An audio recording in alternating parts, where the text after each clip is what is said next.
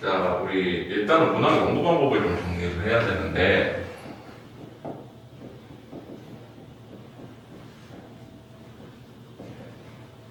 성현이 들고 다시 한번 상기해봐. 머릿속에 들어가 봐야 되지. 네.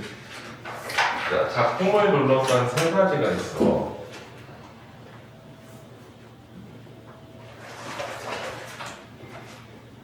작품을 둘러싼 세 가지는 작품을 쓴 작가, 작품을 읽는 독자, 그리고 작품이 쓰여질 당시의 현실 해가지고 이렇게 세 가지가 있는데, 작품을 이제 작가의 관점에서 분석하는 걸 우리가 표현론이라고 해. 즉, 작가가 이러한 삶을 살았기 때문에 이 작품이 이렇게 쓰여졌다, 이렇게 분석하는 거야. 그리고 독자가 작품에게 어떤 효과와 용도를 얻는지를 효용론이라고 해. 이거는 작품이 독자에게 뭐 어떤 교훈이나 뭐 이런 걸 주는지를 분석하는 거고, 작품이 이제 어떤 시대 현실에서 쓰여졌는지, 어떻게 반영되었는지를 반영론이라고 해. 즉, 현실이 이 작품에 어떤 영향을 줬는지를 분석을 하는 거야. 그랬을 때 이 세 가지는 작품 밖에 있는 관점이기 때문에 보통은 작품 외재적 관점이라고 해. 그래서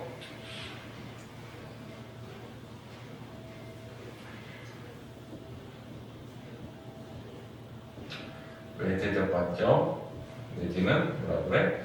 상대적 관점이라고 해. 고등학교 그 문학 문제는 어느 정도 틀이 정해져 있는데 그 중에서 요네들은 뭐를 주고 뭘 풀게 만들어? 보기를 주고, 그러니까 시대 현실이나 작가에 대해서 알려주고 보기를 보고 대상을 풀게 만드는 게 일반적인 문제 유형이야. 그리고 요새는 효용론은 잘 안 나와. 옛날엔 냈는데 왜 그러냐면은 작품에 대해서 어떻게 읽을지는 사실 독자들이 묻힌 거잖아. 그거를 문제로 물어봐서 넌 이렇게 읽어야 돼. 그게 너무 이상하지. 근데 옛날에 그렇게 물어보는 경우들이 있었어. 근데 지금은 없어졌지, 그런 것 자체가. 자, 그 다음에 우리 작가랑 비슷하지만 시 속에서 말하는 인물이 누가 있어? 화자가 있고, 독자와 비슷하지만 시 속에서 듣는 인물인 청자가 있지. 얘네들은 사실은 뭐야? 가상의 인물이야. 실제 인물이 아닌 거지. 예를 들면은 저기 뭐야, 엄마야 누나야 강변살자라는 시가 있거든. 보면 엄마야 누나야 하면은 화자는 누구야? 예를 들면 김소월의 엄마야 누나야 강변살자에서 작가는 김소월인데 화자는 누군 거야? 소년인 거고, 그 다음에 듣는 사람은 엄마와 누나인데 사실 이거를 보는 시를 보는 사람들, 독자는 엄마와 누나일 필요는 없는 거지. 이해되지? 어떤 개념이지? 시 속에서 말하는 사람이 있고 듣는 사람이 있지. 그래서 화자와 청자라고 불러, 그거를. 자, 그리고 작품의 배경도 어때? 사실은 현실에 영향을 받지만 현실과 같은 건 아니지. 다 가상의 것들이잖아, 작품 안에 있는. 그리고 소설 같은 경우에는 또 뭐가 있어? 서술자라는 개념도 있지. 서술자.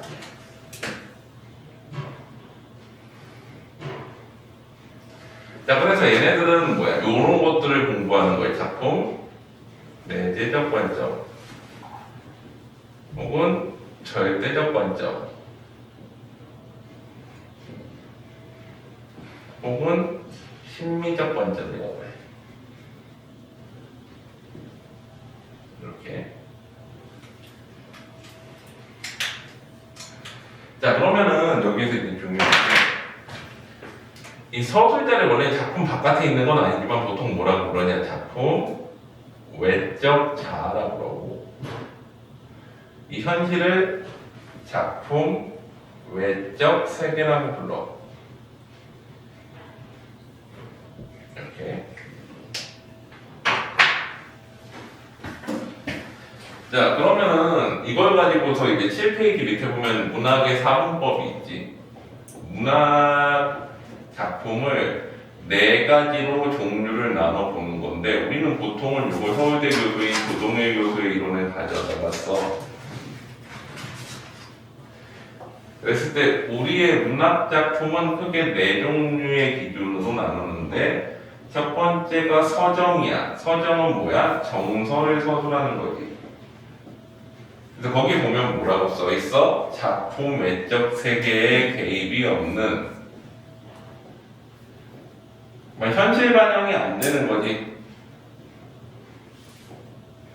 사실성이 없는 거야. 사실성보단 뭐가 중요해? 자아의 세계와 아니지 세계의 자아와 세계를 자아로 바꾼다는 건 자아는 뭐야? 자기 생각 위주로 바꾸는 거니까 주관적인 작품이라는 거고 이게 뭐인 거야? 시인 거지. 그러니까 현실보다는 자기 생각 위주로 표현하는 게 뭐야? 시인 거야. 그 다음에 교술. 교술은 반대지. 작품 외적 세계에 개입이 있는 그건 뭐야? 현실 반영이 되는 자아의 세계와 자아를 세계 많은 사람들의 생각에 맞추니까 이거는 뭐야?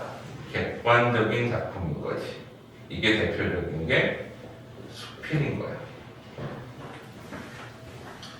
자, 그 다음에 서사와 극이 있는데 서사는 뭐야? 사건 서술이지. 자, 서사라는 거는 이게 거기 보면 뭐라 그래? 작품 외적 자아가 나오는데 이건 서술자지. 여기 나왔지. 작품 외적 자아의 개입이 있는 그리고 자아와 세계의 대결.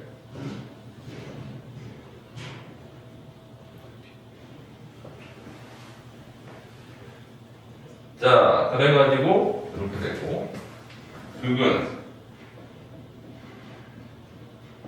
작품 외적 자아가 없고 자아와 세계의 대결은 똑같지. 자, 이건 뭐냐? 이건 서술자가 있는 거고 이거는 서술자가 없는 거지. 자아와 세계의 대결이라는 건 뭐야? 모든 이야기들은 보통은 이야기, 사건, 전개를 프로타고니스트, 안타고니스트 그래서 갈등을 통해 가지고 전개를 해. 갈등을 통해서 전개를 하기 때문에 이제 보통 이야기가 전개가 되는 거죠. 우리 원피스 같은 거 봐도 그거 있어. 루피가 있고 상대편에 누군가들이 있겠지. 그래가지고 어때? 그래서 이제 사건을 전개를 하는 거잖아. 상대편이 없으면은 원피스 잡다 끝날 거야? 상대가 없으면 그냥 쭉 가서 찾으면 되겠지. 그래서 이야기를 전개를 이렇게 돼야 되는데 서술자가 있는 걸 우리는 그중에서 뭐라고 그러는 거야? 소설. 서술자가 없는 걸 뭐라 그래? 희곡이나 시나리오. 잘 생각해봐. 우리 준혁이 있나? 준혁아. 판소리는 그러면 서사야? 극이야?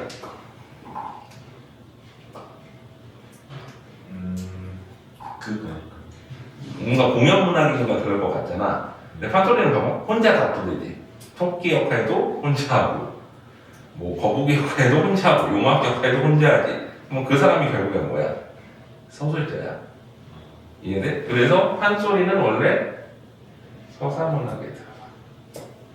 자, 우리가 기본적으로 고등국어 개념은 수능국어의 개념에서 많이 가져오는데 수능국어를 보면 수능국어는 총 몇 분항이야? 45문항이고 몇 분 안에 풀어야 돼? 80분 안에 풀어야 되지.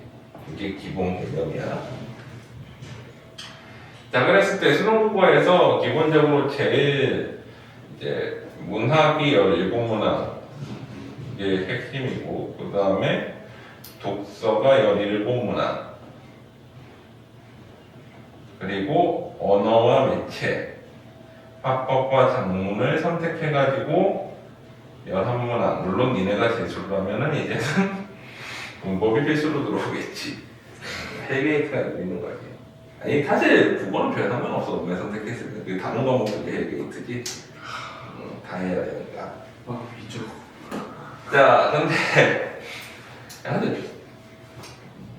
선생님 미션 너무 어려워요. 이런 문과도 해야 돼. 진짜요? 사회 나가면. 아니 그 저기 봐봐. 야, 문과에서 그래도 먹고 살 수 있는 게 뭐 회계사나 변호사 같은 거라고 하면 회계사는 경영 회계 위쪽은 다 또 미적해야 되잖아. 자, 어찌되었건 자, 문학은 그래가지고 여기에서 보통 이제 독서는 이과 지문하나 문과 지문하나 그 다음에 예체능 지문하나 이렇게 해서 세 개가 보통 나오고 그 다음에 문학은 어때? 서정갈래에서 두 가지가 나오지. 현대시와 고전시가가 나올 것이고, 그 다음에 서사갈래에서 두 개가 나와. 현대소설, 고전소설. 근데 이 서사에 이제 판소리가 들어가 있는 거지. 이 고전소설 파트에. 그 다음에 뭐가 나와? 극과 수필 중에서 한 세트가 나오지. 그러니까 교술양식이나 이제 극양식에서 하나가 나오는 건데, 그럼 이렇게 해가지고 총 몇 개 지문이 되냐? 4개 지문이야. 그러면 어떻게? 둘 중에 하나를 묶어. 이 4개, 5개 중에서 하나를 묶고 4개를 만드는 거야. 그래서 이렇게 나와. 그래서 사실 판소리에서 이제 판소리가 나오면 고전소설이 나오는 거니까, 그러면은 또 다른 고전소설은 나올 수 없고, 극수필에 뭐 다른 것들이 나올 수는 있겠지. 이해되지? 전체적인 틀은. 여기까지 괜찮니? 지워도 돼? 자, 그러면 이제 본격적으로 들어가 보자. 자, 뒤로 가면 이제 모티프부터 들어갈게. 11페이지.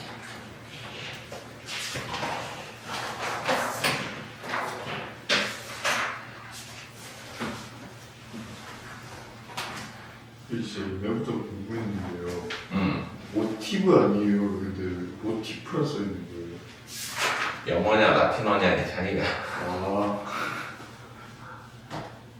라틴어가 모티프예요. 프랑스어는 이제는 라틴어 계열들. 근데 저기 뭐야, 유럽에서 영어는 되게 근본 없는 언어야. 알아? 네. 알아요. 약간 피지너가 뭐냐면 여러 민족이 모이면서 만드는 이니시 언어인데, 영국 민족이 계속 바뀌었지. 저기 뭐야, 원래 본토 주민부터 해서 켈트족, 뭐 라틴족, 앵글로색슨족, 노르만족 계속 되는 거잖아. 그래서 그 노르만 바이킹들이 언어를 되게 쉽게 바꿨어. 그래가지고 이제 근본 없는 언어를 만들었는데, 그게 이제 영어인 거야. 그래서 유럽의 대부분의 언어들은 뭐가 있어? 성이 있지. 남성 명사, 여성 명사 막 이런 식으로. 근데 영어 있어? 없잖아. 얼마나 근본 없는 언어야. 라틴어에서 나왔는데 라틴어 중에 제일 작종스러운 언어잖아. 자, 어쨌거나 자, 작품의 창작 과정.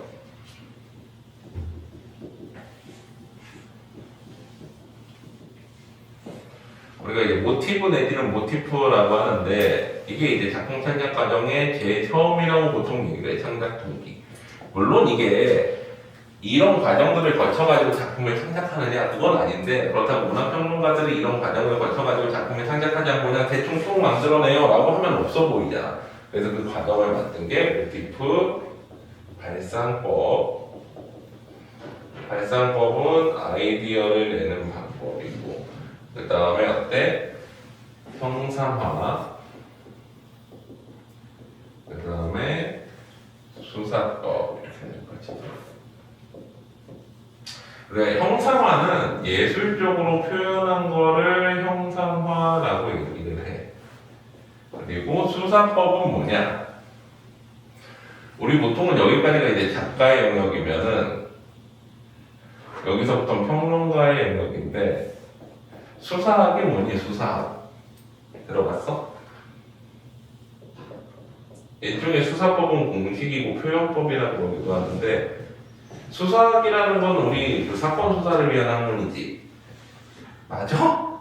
수사요? 어. 그 비유인가? 그렇지, 그런 것들. 수사학이 뭘까 좀 여봐. 웅변을 잘하기 위해서 하는 거, 말을 잘하기 위한 게 사건 수사가 아니야. 웅변을 잘하기 위해서 말을. 딴 생각하다가 걸렸다. 말을 잘하는 방법에 대한 학문이 수사학이 어디서 시작돼서 고대 그리스에서부터 시작됐어요. 그래서 로마를 통해서 발전을 했는데, 문학평론가들이 보니까 문학을 분석할 수 있는 도구로 요거 같은 게 좀 괜찮을 것 같아. 그래서 갖다가 적용한 게 우리 흔히 말하는 수사법이고, 들어봤니? 뭐 예를 들면 직유, 은유, 의인 뭐 이런 것들, 화료, 역설, 다 수사법이야 원래는. 그래서 얘네들이 여기다 가져다가 써서 작품을 분석하는 거예요. 전체적인 틀은 이렇게 되어 있는데, 모티브부터 한번 보자. 자, 모티브는 창작 동기인데, 춘향전 알지? 예를 들어 보자. 우리가 춘향전이라는 이야기를 보면은 이 춘향전에 영향을 준 여러 가지 이야기들이 있는데, 하나가 이제 열려서란 모티프, 열려들의 이야기를 모티프에 따라하는 창작 동기를 이루었다라고 하는데 사실 그렇게 하기 너무 거창하고 모티프는 사실 이 작품에 영향을 준 여러 가지 요소들을 그냥 모티프라고 불러. 또 암행어사들 이야기들이 있을 거 아니야. 박문수나 뭐 이런 거. 암행어사, 설화 모티프.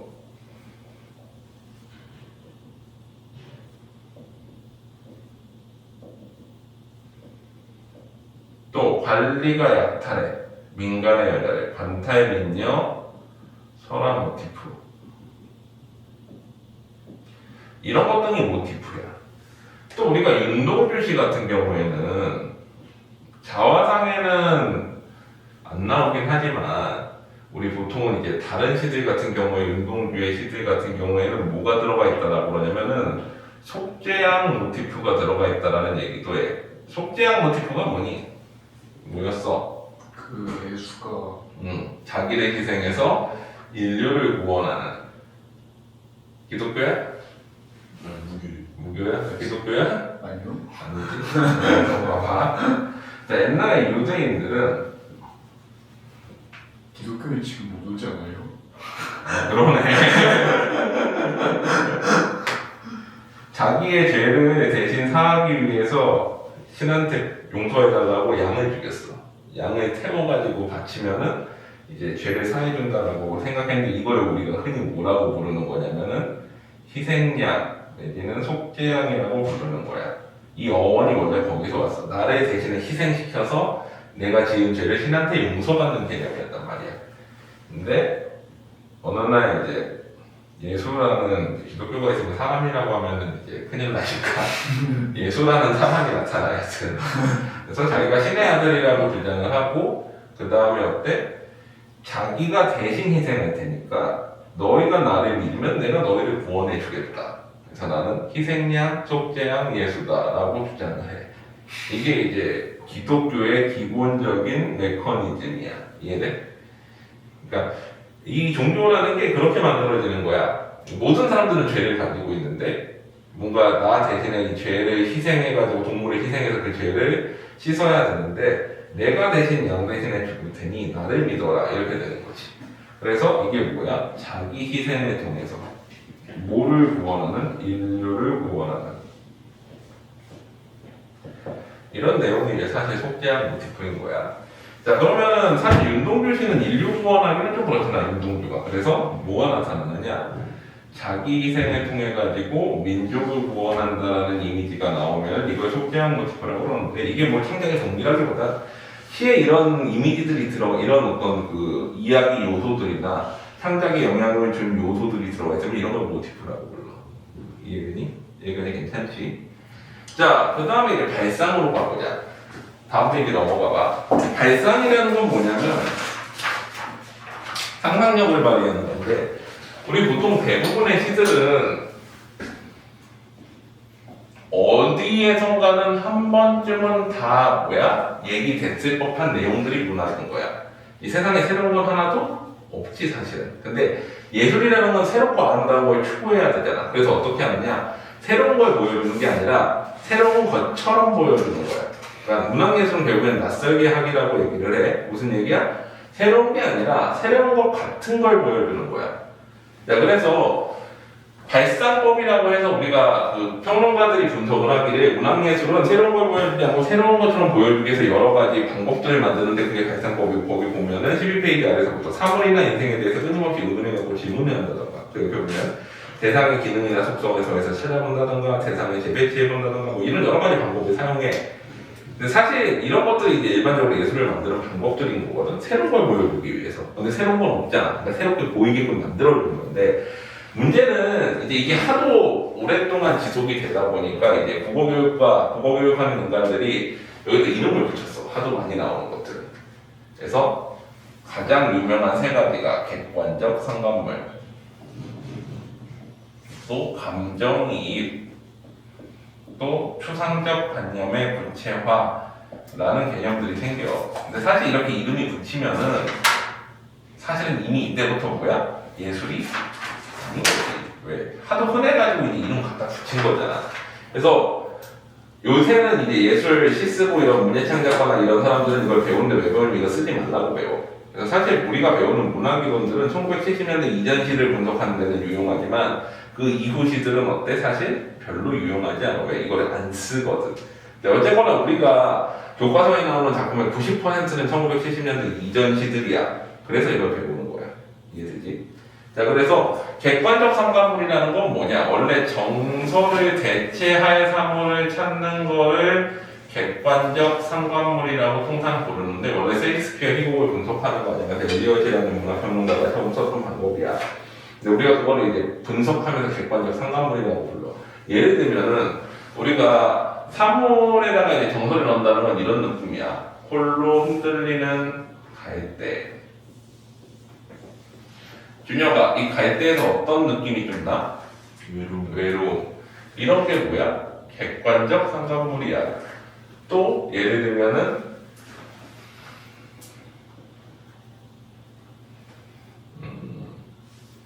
뭐가 있을까?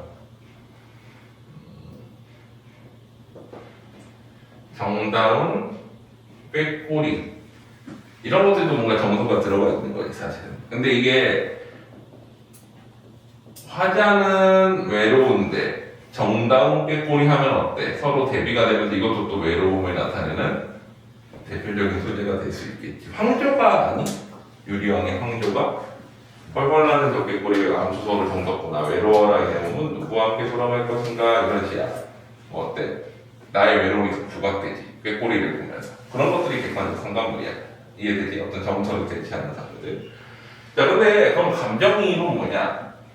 원래 포함관계상 이렇게 되고 객관적 상관물 안에 포함되는 개념인데 화자나 서술자의 정서를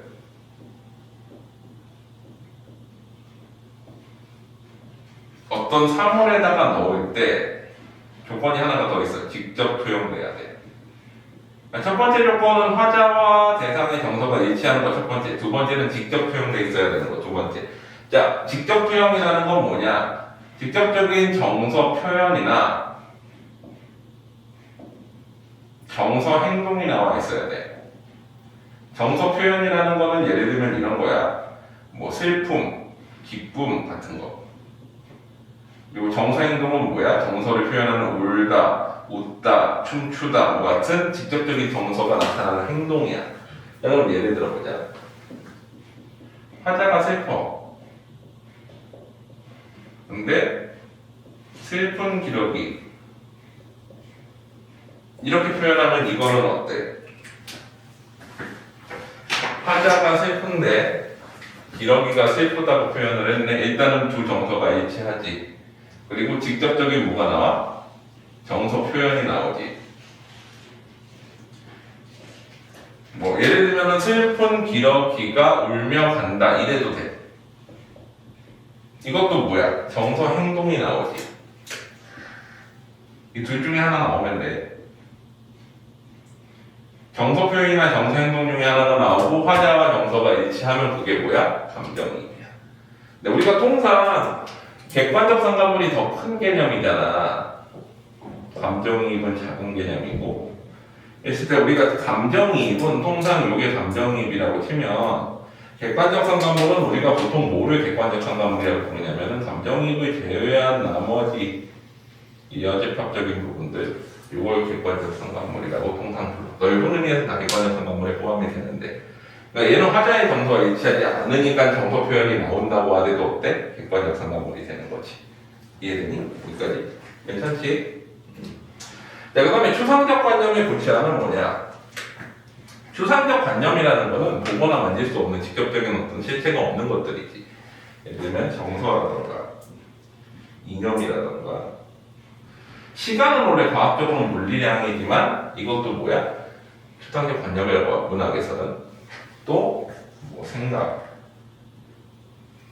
개념 이런 것들도 다 뭐야? 추상적 관념인데 이거를 구체화시켰다라는 거는 구체적으로 보이게끔 혹은 느낄 수 있게끔 만드는 거야. 두 가지 방법이 있지. 물건 상태로 바꾸는 물상화, 어떤 특정 감각으로 바꾸는 감각화 같은 것들이 있어. 자, 봐봐. 관동매국이나 이런 데가, 아니, 삼인국, 송민국 같은 거 보면은 죄가 쌓여있다라는 표현이 있어. 이 몸에 지은 죄가 산처럼 쌓였으니. 죄가 쌓여있을 수 있어? 안 되지. 죄는 뭐야? 추상적 관념인데 이거를 뭔가 물건 상태로 표현을 했지. 또 하나는 이런 것도 있어. 푸른 슬픔. 가능해? 안 되지. 슬픔이라는 거는 뭐야? 추상적 관념인데 색깔을 넣었네? 감각. 이해되지? 요런 게 다 뭐야? 그 발상법이고, 이 발상법을 이렇게 표현해 놓은 게 결국엔 뭐인 거야? 형상화가 되는 거지. 오른이 안녕. 들어와. 너 지난주에 어디까지 했었니? 수사품 나갈 차례인가 문학으로?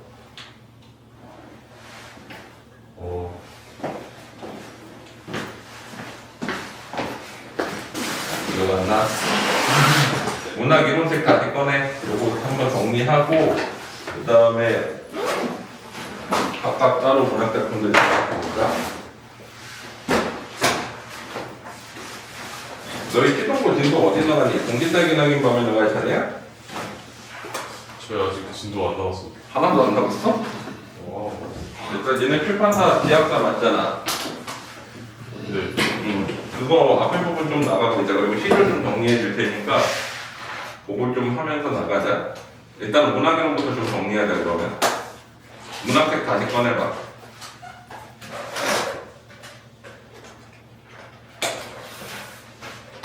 그리고 이따가 어휘는 이따가 보고.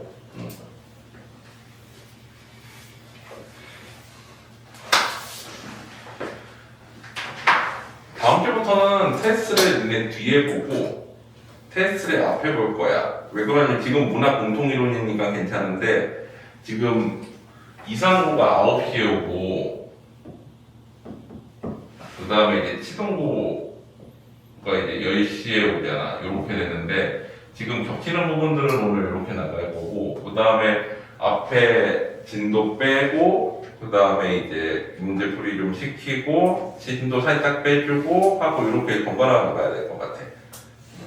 지금 이산이랑 시동이 시간대를 이게 앞으로 더 빼기가 힘들잖아. 아침에가 이렇게 그래가지고 또 인원이 충분하면 따로 이렇게 반을 깔 텐데 지금 좀 애매한 상황이야. 그래가지고 이렇게 진행을 해야 될 것 같아. 이해되지? 그래서 앞에 오면 1시간 최대한 빨리 진도 빼고 그 다음에 문제 풀고 다시 또 가지고 이런 식으로 나갈게. 공통이론 오늘 이제 이렇게 정리하자. 교재는 각각 나갈 거야. 그리고 가장 각각 해당 작품에 대해 가지고 진도 따로 뺄 거고. 됐지? 자 봐봐. 요거 지난번에 했지? 했던 것 같아요. 그거 다시 정리해봐. 오늘 수업 앞에서부터 싹 다 정리 다시 나가면서 할게. 봐봐. 자 그래가지고 이렇게 형상화가 돼 있는 예술적 표현을 우리가 이제 수사법을 가지고 분석하는데 예를 들면 기러기가 울며 간다 그러면 어때? 일단은 슬픈 기러기 하면 우리 보통 이런 걸 의인법이라고 그래. 우리 문학에서는 기본적으로 잡아봐. 준혁아 원숭이가 춤춘다는 의인법이 아니야. 이거 그치? 왜? 사람은 사람이 같은 거 개가 웃는다는 그것도 되죠. 의인법이지.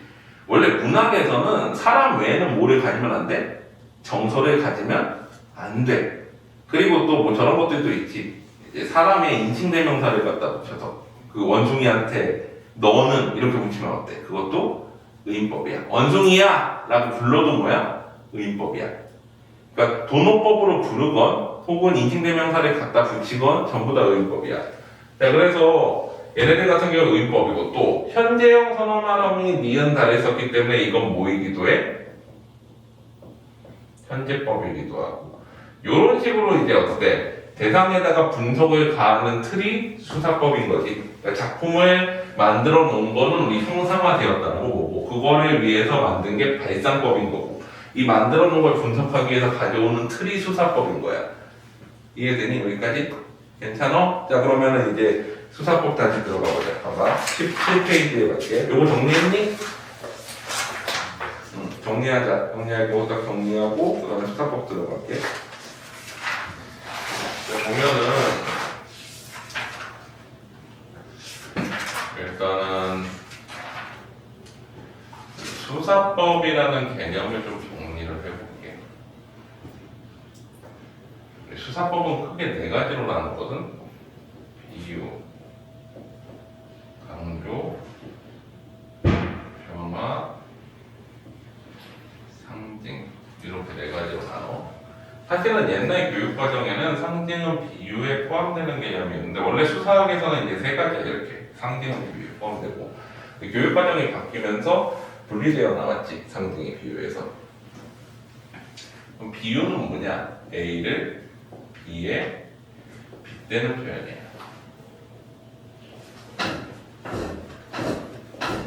상징도 A를 B에 빗대는 표현이야.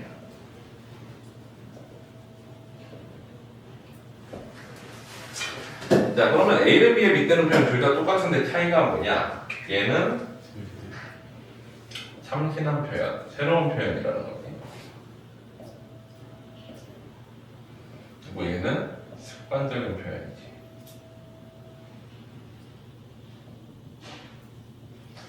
자, 예를 들어서 참신한 표현이라는 거는 새로운 거라는 거지. 예를 들면 우리가 철수가 곰같이 생겼어. 그래서 철수가 곰 같다 라고 이렇게 별명을 붙여줬다고 해봐. 이건 우리가 곰 하면 철수 딱 떠오르진 않지. 새로운 표현이니까. 이런 거는 뭐야? 우리 보통 비유가 되지. 비유 중에서도 뭐야? 직유라고 하지. 직접적 비유. 그래가지고 했을 때 우리가 이렇게 표현하는 거를 뭐라 그래? 오조관념이라고 그러고 요거를 뭐라 그래? 원관념이라고 하지. 이렇게. 자, 근데 보통은 비유를 할 때는 원관념과 보조관념은 일치해? 아니야. 봐봐. 자, 우리가 동물원에 가서 원숭이를 볼 때 원숭이 같이 생겼네 그러지 않지. 코끼리 보고 코끼리 같이 생겼네 그러지 않지. 예를 들면 동훈이가 지나가다가 사람 보고 사람같이 생기셨어요 이러면은 여기야. 맞지? 뭐뭐 같다는 건 그게 아니라는 거야. 맞지? 자, 그랬을 때 우리가 비유는 보통 어떤 특성이 있느냐? 자, A가 원관념이고 B가 보조관념일 때 원관념과 보조관념은 일치하지 않고 보통은 1대1로 매칭되는 게 일반적이야. 그리고 이 1대1 매칭이면서 이 원관념이 어딘가에 항상 나와 있어야 돼. 왜? 새로운 표현이기 때문에 이게 뭔지 표현 안 해주면은 사실은 알아먹기가 되게 힘들지. 근데 상징은 뭐냐? 습관적 표현이야. 예를 들어볼게. 곰이 온다 라고 누군가가 얘기했다고 해봐. 근데 이게 철수가 별명이 습관적으로 계속 써서 곰하면 철수가 떠오르게 됐어. 그러면 이거는 뭐야? 보조관념인데 이 보조관념에 대해서 우리가 철수라고 떠올릴 수도 있고 아니면 정말 곰이라고 떠올릴 수도 있고 혹은 또 어떤 것도 돼? 우리 미련한 사람을 곰이라고 부르기도 하지. 이렇게. 곰은 사실 미련한 동물은 아니지만 곰한테 산에서 곰 만나면 어떻게 해야 돼? 도망치면 몸이 너보다 빨리 달려. 60km로 달릴 수 있어. 어떡해요? 응? 어떡해요? 죽은 척 하면 될까? 아니요. 곰 눈을 보면서 천천히 뒤로 돌아가야 돼. 뒤로 돌아가는 순간 먹이다 하고 와서 꽝 하고 잡으면 어떻게 돼? 곰 아빠에 찢기지. 곰은 사람을 찢지. 내가 체크하면. 자, 그래가지고 이게 어때? 다 원관념들이잖아. 자, 그러면 얘네는 뭐야? 원관념과 보조관념의 개념 자체가 일단은 얘가 원관념과 보조관념이 있을 때 원관념과 보조관념이 일치할 수도 있어. 맞지? 아닐 수도 있고. 그리고 얘는 어때? 1대 이거 다지? 다 매칭이야. 여러 개로 매칭이 될 수 있어. 사실은 1대 다이기도 하지만 다대다 매칭도 돼. 왜?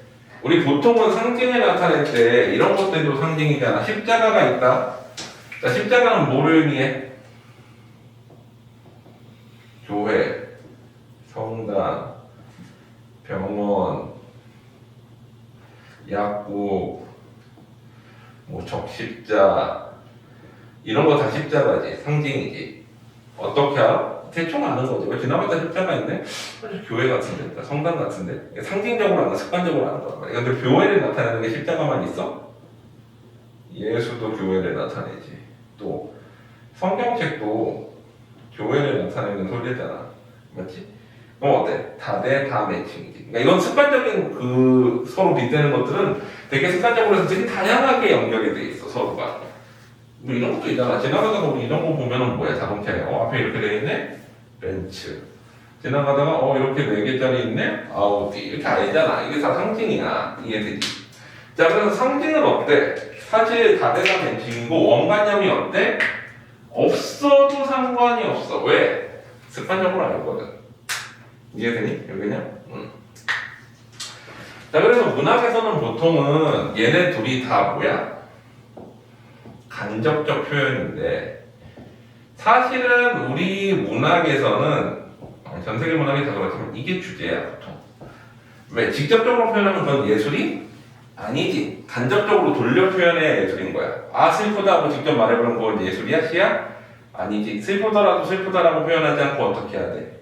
아 저 기러기가 외롭게 날아가네. 그럼 어때? 내가 외로운데 제가 외로운 것처럼 해서 감정이입해가지고 표현하거나 아니면 막 이런 거 있잖아. 우리 유명한 시 중에 이런 거 있어. 문정희의 이제 겨울일기라는 시가 있는데 거기 보면은 나는 사랑하던 님과 헤어져서 이 겨울을 편히 지냈다 라고 표현했어. 정말 편히 지냈을까? 아니 정말 슬퍼하면서 지냈겠지. 하지만 그냥 그거를 어떻게 단어로 표현해서 더 슬프게 표현하는 거지. 이런 거잖아. 네가 제일 아끼는 게 뭐니? 저요. 저요. 저요. 아 너? 네. 네가 죽었어. 근데 아무렇지도 않아. 그냥 괜찮아. 아무렇지도 않아. 더 슬프지 않아? 반대로 말하는 거잖아. 도훈이가 제일 아끼는 게 뭐야? 이거. 자, 헤드셋이 누가 훔쳐갔어. 내 친구가 뭐야? 너 괜찮아? 하면은 이거는 뭐야? 시가 아니야. 근데 어떻게 해야 돼? 아무렇지도 않아. 괜찮아. 그거 사면 되지. 이러면 어때? 더 슬프잖아. 그런 게 예술인 거야. 이해돼? 직접적으로 표현하지 않고 돌려 말하거나 간접적으로 얘기해야 돼. 이해되지? 자, 근데 얘네들은 어때? 직접적인 표현들이. 그래서 얘네는 보통 주제를 잘 안 써. 근데 주제로 쓰는 경우도 있긴 하지만. 강조는 뭐야? A를 강조하기 위한 표현이잖아. 변화는 뭐야? A를 변화를 줘서 강조하는 표현이야.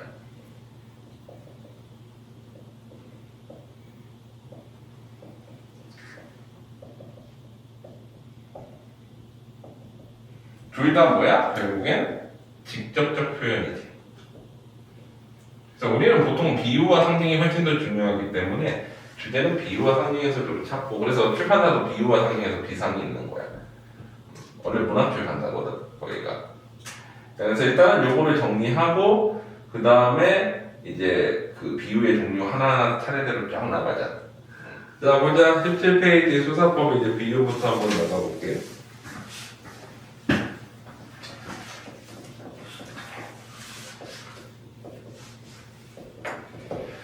자 수사법에 이제 수사법이란다. 비유의 비교법부터 나가보자. 지규법은 사실 아까 뭐뭐 가치듯이처럼 그냥 뭐 이런 게 나가는 게 지규법이 17페이지에 보면 1번에 나오는데 문제는 우리가 이런 거 한번 보자.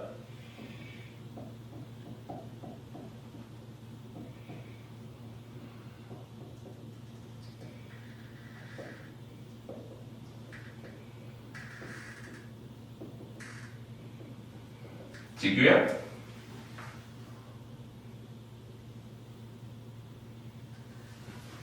이거는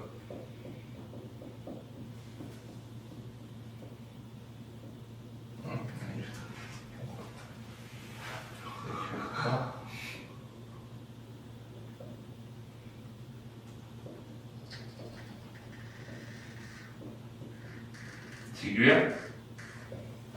두 번째 거가 진주 같은. 두 번째 거가 지규인 거 같지. 첫 번째 건 뭐야? 보통 이런 건 직유고 이런 건 비교인데 사실 상대적 개념이 절대적 개념은 아니야. 이건 어때? 속성이 서로 다르지. 이거는 비슷하지. 예를 들어서 뭐 준혁이가 아인슈타인처럼 머리가 좋다. 그러면 그거는 비교는 아니지. 근데 뭐 준혁이가 뭐 관욱이라는 애처럼 그 저기 머리가 좋다. 그러면 서로 비교해 볼 수 있잖아. 테스트를 하고. 만약에 아인슈타인처럼 머리가 좋을 수도 있지. 뭐 아인슈타인과 버금갈 정도로 되게 유명한 사람이 돼서 위인이 되고 그 다음에 어때? 뭐 위인전에 실리고 막 이 정도 되면 비교할 수 있는 대상이 되지만 서로 비슷하지 않은 속성이 많으면 많을수록 뭐에 가까워? 비교에 가까워. 비슷한 속성이 많으면 비교에 가깝지. 그래서 우리가 뭐뭐처럼 같이 있냐 뭐 이런 게 쓰이는 게 다 지규는 아니라는 거야. 이해되지? 대본은. 자, 그 다음에 이제 은유를 한번 더 정리해보자.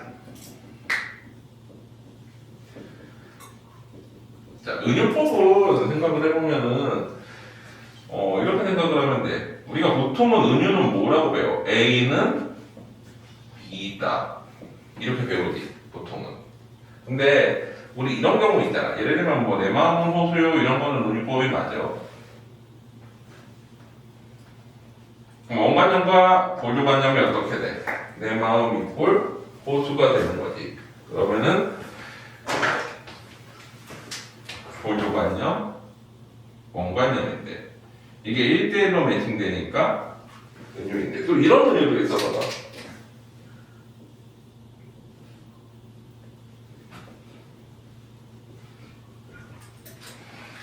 이건 뭐를 의미해? 이거 보조관념으로 표현했는데 원래 의미는 눈물이야. 근데 시 어디에도 눈물이란 표현은 없어. 근데 이것 같은 경우에는 상징은 아니고 은유이거든. 차이가 뭐야? 두 가지가 있는데 우리 보통 상징은 어때? 다대다 매칭이지. 여러 가지 다양한 해석이 나올 수 있어. 근데 얘는 어때? 거의 누가 봐도 1대1이잖아. 사실 두 볼의 방울 보면 눈물이겠지. 그냥 이렇게 아는 거잖아. 그리고 이게 습관적이야? 아니지. 추리 단서를 통해 가지고 아는 거지. 방울 하면은 그냥 뭐 눈물이 나오는 게 아니잖아. 그래서 이런 것도 은유라고 쳐. 은근한 비유. 이해돼? 그래서 비유는 기본적으로 뭐야? 1대1 매칭의 새로운 표현이면 비유고 상징은 어때? 다대다 매칭의 습관적 표현이라는 거야. 됐니? 여기까지? 괜찮지? 자, 그 다음에 이제 그 밑에 있는 의인을 정리할 건데 의인을 한번 보자. 의인과 우리 비슷한 게 하나 더 있지. 뭐야? 화류라던가 우화 같은 게 있는데 그걸 같이 정리를 해볼게. 의인법은 일단은 사람이 아닌 거를 사람처럼 표현하는 경우인데 이 경우에 이제 첫 번째 보통은 뭐야? 정서 표현이 나타나면 사람이 아닌 거에 정서 표현이 나타나면 의인이지. 기쁨, 슬픔 같은 거. 또 정서 행동이 나타나는 경우 뭐야? 울다, 웃다, 춤추다 뭐 이런 거. 사람 아닌 거 이런 게 쓰이면. 또 세 번째 인칭 대명사를 쓰면 그렇다고 했지. 예를 들면은 나, 너, 우리 뭐 등등.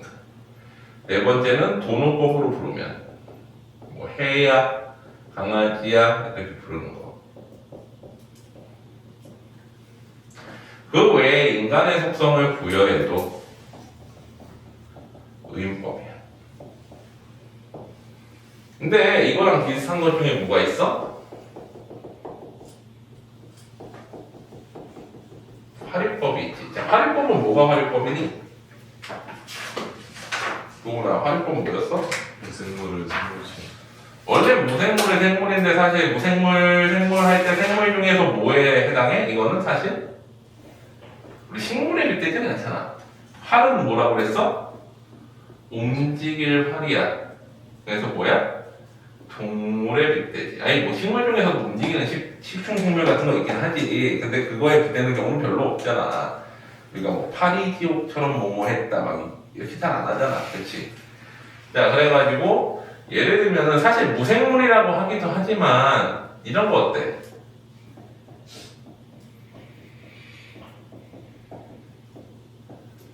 이것도 화류라고 그러지 않아? 꽃은 생물이잖아 분명히. 엄밀히 말하면 무생물이 생물이 아니라 여기 뭐라고 그래? 동물이 아닌 게 동물처럼 움직이면 뭐가 되는 거야? 통상 활용법이라고 봐. 이해돼? 그리고 보통 쉽게 그냥 무생물, 생물 얘기하지만 식물은 생물이잖아. 맞지? 또 뭐.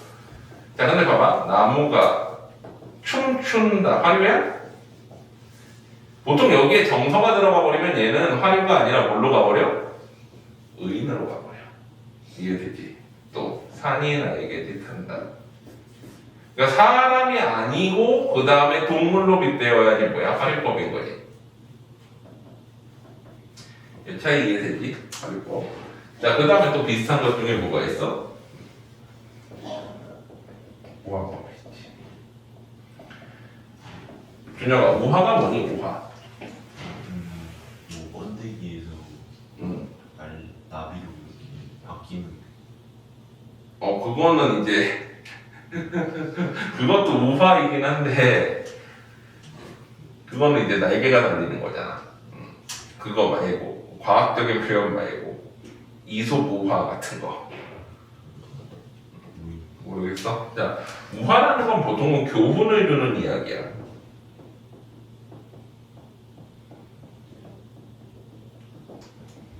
근데 여기에서 보통 어때? 사람을 사람 아닌 것처럼 표현하는 경우가 많아. 도훈이는 이거 다 한 번 했나? 네. 했지. 자, 그래가지고 우화는 교훈을 주는 이야기면서 사람을 사람 아닌 걸로 표현하는 경우들이 많은데 이 경우에 보면은 이제 어때? 보통 우리가 이솝우화나 뭐 이런 것들이 대표적이지. 우리 뭐 해와 바람 이야기 같은 거 보면은 이제 사실 해와 바람이 나그네 외투를 벗기는 이야기인데 실제로 뭔가 해와 바람이 그래? 아니잖아. 뭔가 부드러운 리더십을 가진 사람 아니면 강압적인 리더십을 가진 사람이 어떤 게 더 나은가 뭐 이런 거를 얘기하기 위해서 하는데 그러려면 사람을 갖다 쓰면은 안 되고 보통 사람 아닌 걸 갖다 쓰는 게 더 비유적으로 맞지. 그래서 이제 사람을 사람 아닌 걸로 빗대는 경우들이 많아. 그래서 우리가 보면은 이제 우화를 쓸 때 가장 많이 쓰는 게 이제 고려시대 가전체거든. 가전체는 뭐야? 가짜 전기문이지. 근데 가전체 같은 경우에는 의인법과 우화법이 같이 쓰였다라고 그래. 예를 들면 이제 공방전 같은 거 보면은 공방은 돈이라는 뜻이야. 역전. 근데 공방전은 역전을 사람처럼 표현한 거일 수도 있고 그럼 의인화지. 근데 돈을 좋아하는 사람을 비판하기 위해서 쓴 것도 돼. 그럼 뭐야? 우화지. 그래서 두 가지 속성이 다 있어. 고려시대의 가전체, 가짜 전기물이라는 뜻이야. 사람이 아닌 걸 사람처럼 일대기로 표현한 거죠. 국순전, 이것도 술에 대한 건데 술을 의인화시켰을 수도 있고 술을 좋아하는 사람을 비판하기 위한 우화일 수도 있어. 이해되니? 여기까지 괜찮니? 정리. 자, 그래가지고 다음 페이지 보면은 우리가 이제 화류법까지 했고 이제 의성법, 의태법 나갈 차례잖아.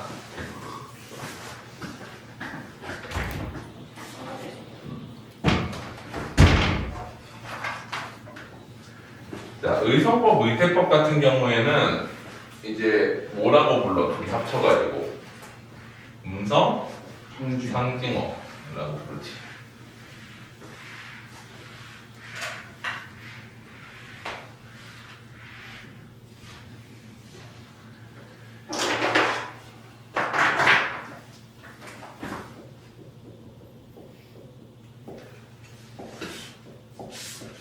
음성상징어는 크게 두 가지가 있지. 의성법과 의태법이 있는데 의성법은 소리를 흉내내는 거고 의태법은 형태를 흉내내는 거지.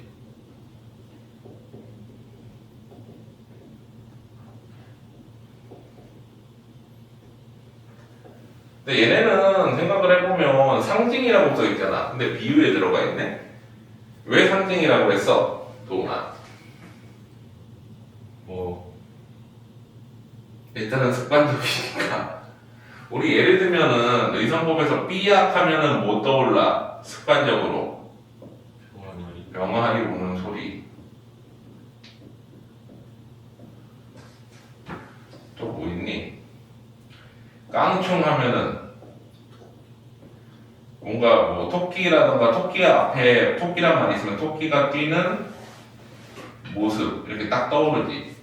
습관적이기 때문에 상징인 거야. 이 과정 자체가 습관적이기 때문에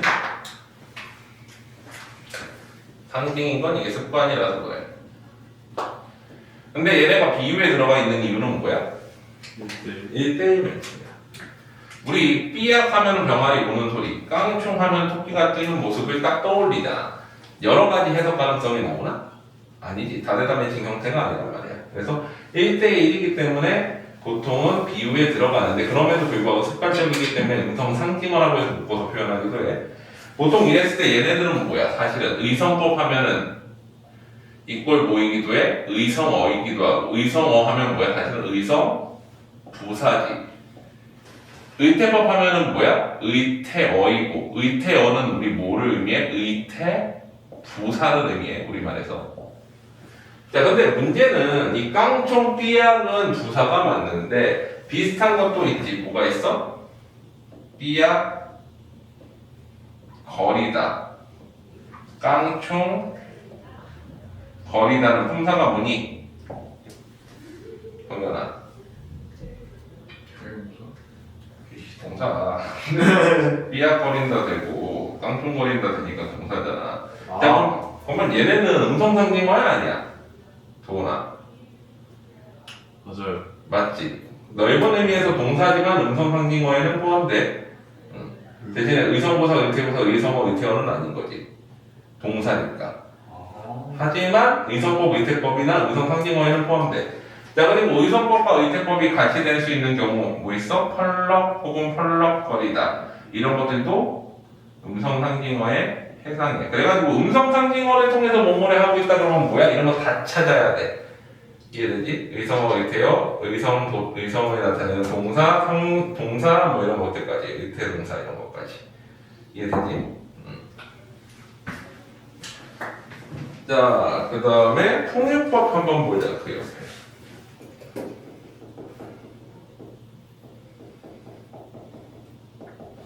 통일법은 사실은 뭐랑 뭐를 합한 거야? 통자 플러스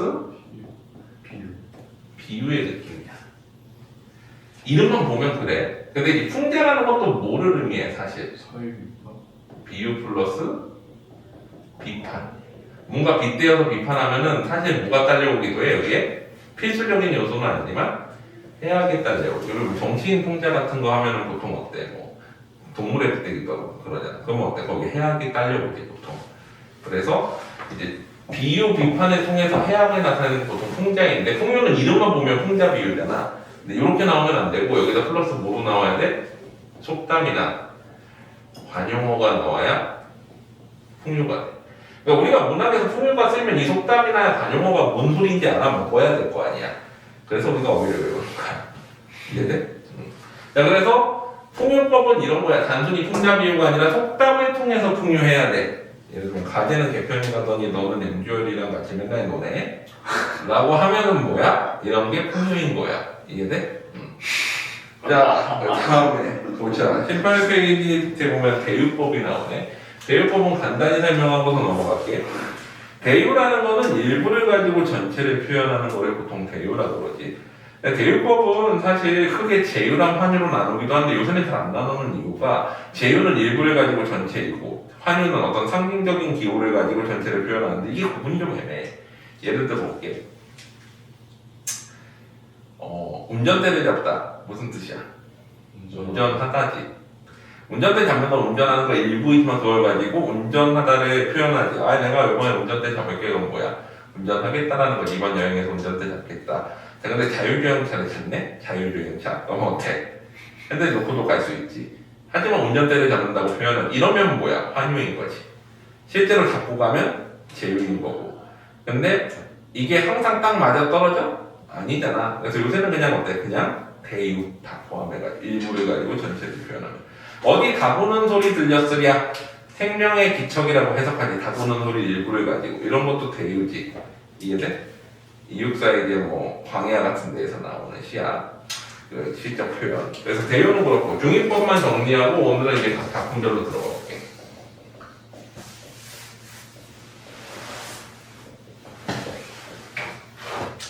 자, 중의법은 뭐야? 4대 1. 원관념이 여러 가지이고 보조관념은 하나로 있을 때.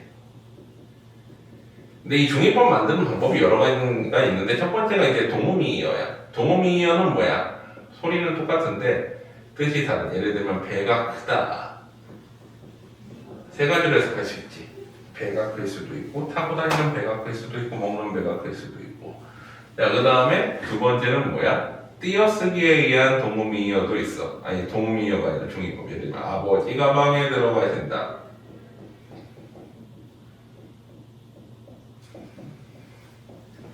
두 가지로 해석되지. 이런 것들. 또 세 번째는 어떤 것도 있어? 우리 시에서 보통 행간 걸림 혹은 행간 걸침이라고 하는 표현이 있거든. 이거는 뭐야? 어떤 시행을 의도적으로 끊어가지고 두 가지로 해석되게 만드는 거지.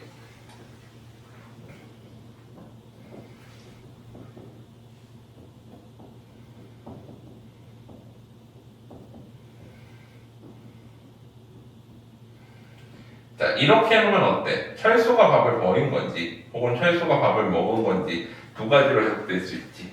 이런 것들이 행간 걸림이지. 하나의 시행을 두 개로 의도적으로 나눠 놓는 거야. 또 그 다음에 상징적 표현. 상징성도 어때? 사실은 원관념과 고유관념이 다르다고 매칭될 수 있기 때문에 상징도 일종의 종이로 보기도 해. 그래서 여러 가지 의미로 해석이 되면 이런 것들은 다 뭘로 이어져? 언어, 유식, 말장난으로 이어지게 되지. 그래서 오늘 일단은 문학이론은 여기까지 한 다음에 각각 개별 작품들이 나가고 문제 풀고 나가고 이렇게 할게. 자, 3페이지 자화상부터 해보자. 네. 자, 우리가 처음 시를 볼 때 뭐부터 찾아야 돼? 항상? 맞아. 화자. 자, 자화상에는 화자가 나오니? 진짜. 표면에 나오진 않지. 근데 뭐라고 나와? 사나이라고 나오고 이 사나이는 어떻게 된 모습이야? 객관화된 화자지. 예를 들면 이런 거야. 나라고 표현하자. 우물 속에 내 모습이 비치는 것은 이라고 하지 않고 사나이라고 하는 거는 뭐야? 객관화된. 그러니까 예를 들면 이런 거 있잖아.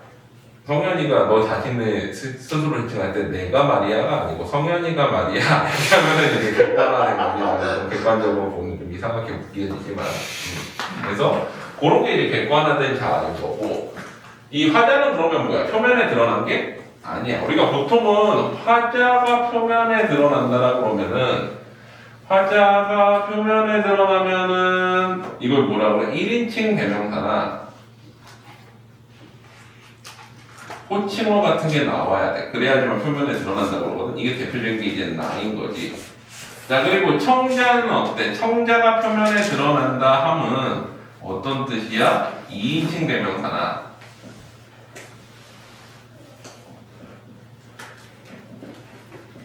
혹은 호칭어 혹은 뭐야? 도노법으로 불러야 되는 거야. 예를 들면 너 혹은 뭐 철수야 이런 식으로 나와야지만 뭐야? 청자가 표면에 드러나는 거지. 자, 그랬을 때 화자가 표면에 드러나고 청자가 표면에 드러나면 이걸 뭐라 그래? 대화체라고 해. 대화체.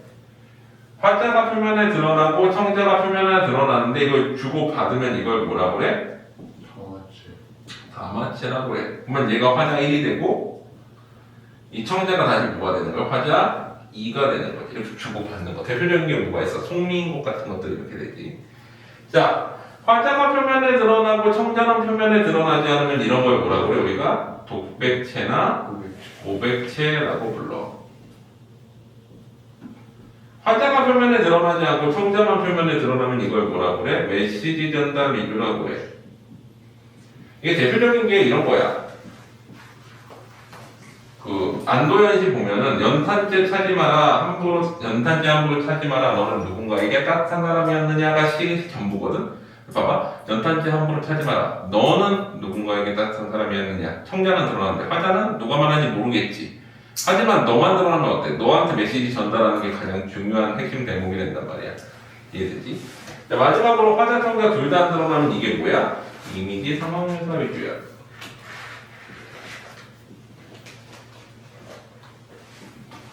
요거는 도훈이가 좀 정리해 놓을래? 같은 화자 청자 같은. 어차피 나중에 문학으로 하자면 다시 정리해 줄 거지만 한번 정리해라. 그렇죠. 그냥 지금 사자성어 외우는 거 맞죠? 넌 윤복주 씨 안 들어가잖아. 네. 안 들어가요? 도수가 달라요. 아. 그래서 내가 이거 분을 분발해야 돼. 아. 그래서 다음 주에는 이제 어떻게 하냐면은 니네 2시간 하고 테스트 보는 사이에 얘는 테스트 보고 이제 2시간 나가고 이렇게 해야 돼. 그래서 1시간 딱 텀을 줘서 부른 거야. 자, 아예 다음 주에 가가지고 인원이 차면은 너는 저쪽, 도훈이는 저쪽, 니네는 이쪽 이렇게 나눠서 내가 왔다 갔다 하면서 할 거야. 지금이 한 명이라 그냥 여기다 넣어놨는데. 자, 그래가지고 요렇게 되고, 자, 화자, 성자도 표면에 안 드러나지. 그러면 이지는 뭐야? 이미지 상황을 해서 이미지야.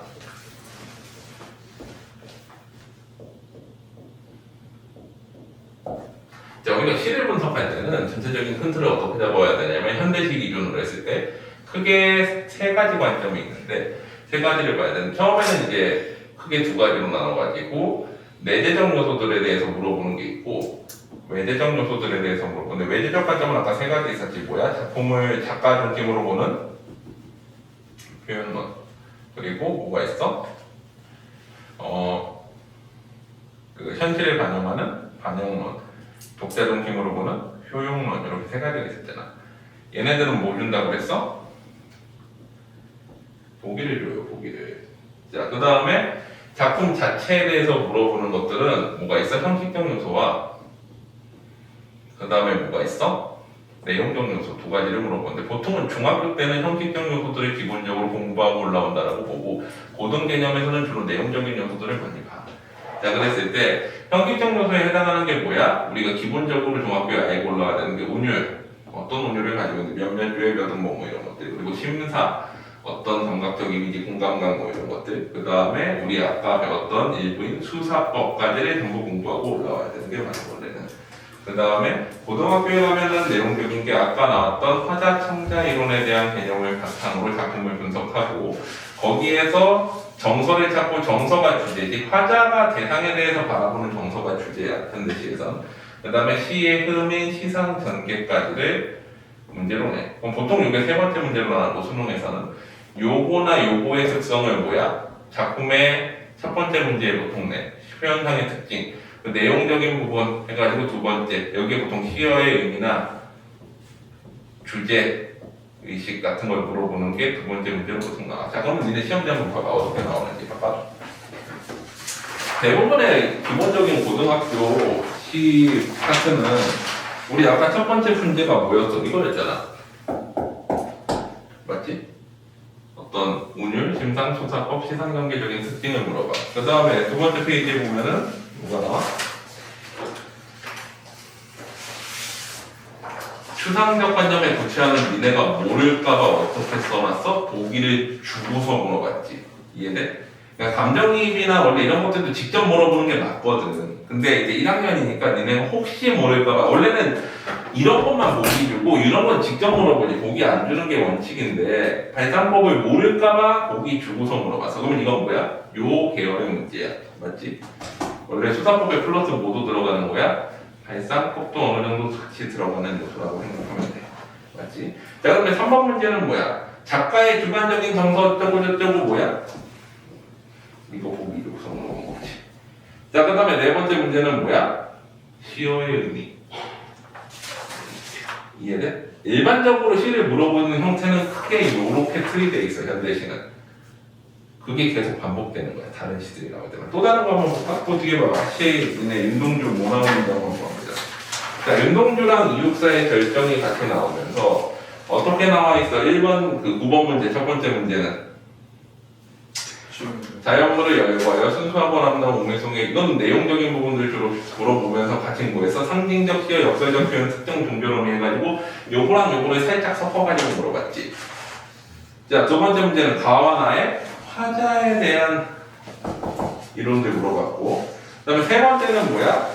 요거 더러운 문제지. 모두 고르시오 문제. 학생이 쓴 감상문의 일부이다. 자, 그럼 뭐 물어본 거야? 다시는 조용론. 사실 이런 거 물어보면은 안 되는 건데, 근데 사실 효용론적인 부분을 물어보지만 내용적인 부분을 주로 물어보기도 하고 이 부분 다 섞어서 물어봤어 지금. 12번 문제 뭐야? 윤동주와 이육사는 표현론적인 문제, 작가에 대해서 물어보고서 하는. 그래서 이게 전체적인 틀이야. 니네가 공부해야 돼. 그러면 지금 우리 공부한 게 뭐 있어? 요거 나중에 공부할 거고 요거 그리고 요거는 지금 했지. 맞다, 정리야 이거는. 그래서 요거 네 가지 더 공부하면 돼. 다음 주 이어서 쭉 요거 정리할게. 됐지? 그래서 요거는 도훈이 오면은 같이 하면 되니까 처음에 이제 문화기론 나가고 겹치는 부분 도훈이랑 같이 나가고 그 다음에 얘네는 이제 테스트 보고 도훈이는 이제 오면은 요거 하고 문화기론 나가고 그러면 될 것 같아. 됐지? 자, 그래서 어떻게 공부해야 되는지 대충 틀이 잡혀? 뭘 공부해야 되는지. 자, 봐봐. 그러면 봐봐. 화자가 바라보는 대상이 있을 것이고 이 대상에 대한 정서가 결국에는 현대시에서 뭐야? 주제야. 근데 여기선 처음에 뭐 바라봐? 자, 봐봐. 삼국통일을 돌아가 농가의 외딴 우물로 들여다보는데 그건 뭐야? 바라보는 대상이 일단은 우물인데 우물을 직접 바라보고 있는 건 아니지. 우물은 뭐야? 사실은 매개체인데 성찰의 매개체라고 그래. 왜 그러면 성찰이라는 건 뭐야? 자기 자신을 바라보는데 우물에는 두 가지가 비치지. 하나는 자연의 모습이고 하나는 사나이의 모습인데 사나이가 결국에 뭐야? 화자 자신이니까 그래서 뭐야? 성찰이 되는 거지. 자기 자신을 바라보는 거거든. 그래서 기본적인 정서는 성찰인데 자 여기에서 이제 이렇게 해놓고 뭐를 찾으면 되냐면은 자 봐봐. 화자 정자 찾고 대상 찾고 뭐 바라보는지 찾은 다음에 여기에서 정서 나타내는 시험을 다 찾아봐. 정서 나타내는 시험. 미워져, 가엾어져, 다시 미워져, 그리워져 이렇게 가지. 자 그러면 어떻게 돼? 성찰하면서 어떻게 돼? 자기를 바라보면서 미웠다가 가엾었다가 그 다음에 다시 어때? 미웠다가 그 다음에 그리워지지. 자 그리고 이연에 보면 자연의 모습은 어떻게 돼 있어? 열거법을 통해 가지고 뭐가 돼 있어? 아름다운 모습들이 쭉 나타나 있어. 맞지? 자 이렇게 돼 있어. 그러면 이 자연은 뭐야? 긍정적인 대상이고 이거와 처음에 사나이는 어떻게 돼? 대비 내지는 대조를 이루고 있지. 그러면 사나이는 처음의 모습은 어떤 거야? 부정인 건데 뒤로 갈수록 뭘로 바뀌어? 자연과 하나가 된 맨 마지막 연애 보면 어떻게 돼? 자연과 사나이가 같이 있지. 그럼 뭐야? 대비에서 조화로 바뀌어가면서 긍정적으로 바뀌어가는 모습이라고 보는 거지. 자 그리고 윤동주는 기본적으로 아까 뭐라 그랬어? 속죄한 모티프 같은 거 많이 나타나고 독립운동가 개념으로 많이 읽어. 사실 윤동주가 독립운동가야? 아니야. 독립운동 했는지도 몰라. 후쿠오카 연구소에 그냥 죽었다 뿐이지. 근데 우리는 이 사람을 보통 뭘로 배워? 독립운동가여야 돼. 그래야 교과서에 실리는 이유가 되거든. 그래서 이제 독립운동과 비슷하게 많이 얘기하고 일제강점기의 시대 현실을 되게 고민한 사람으로 보통은 읽어내. 그래서 우리 그 얘기했지. 1990년대 대표하는 시인 김소월 교육과정상 문제 많이 나왔고 그 다음이 2000년대가 윤동주 2010년대가 백석이야. 윤동주가 교과서에 실리는 이유는 그거지. 우리나라 시인 중에서 시를 좀 잘 쓰는 사람 중에 사회 그 공산주의자 아니고 친일파 아닌 사람을 찾기가 거의 힘든데 그 둘 중에 안 들어가면서 그래도 시 잘 쓴 사람이 윤동주라서 윤동주는 원래는 아마추어 시인이잖아. 시집을 자기가 죽고 나서 동생들이 유고 시집으로 내준 거지. 시집도 한 편뿐이 없지. 윤동주 시가 쉬운 게 뭐야? 주제의식이 다 같아. 거의 대부분 다 똑같아 주제의식이. 그래서 쉬운데 자 봐봐. 그러면 여기서 자기를 미워하는 이유는 뭐겠어? 식민지 현실에 어떻게 했기 때문에 안주했기 때문에 그러니까 내가 뭔가 저항하고 막 이래야 되는데 안주하고도 뭔가 하지 못한 거에 대해서 미워한다라고 생각하는 거야. 뭐 실제 그런지 아닌지 모르지만 그냥 그렇게 해서 그래. 그 다음에 가엾어하는 건 뭐야?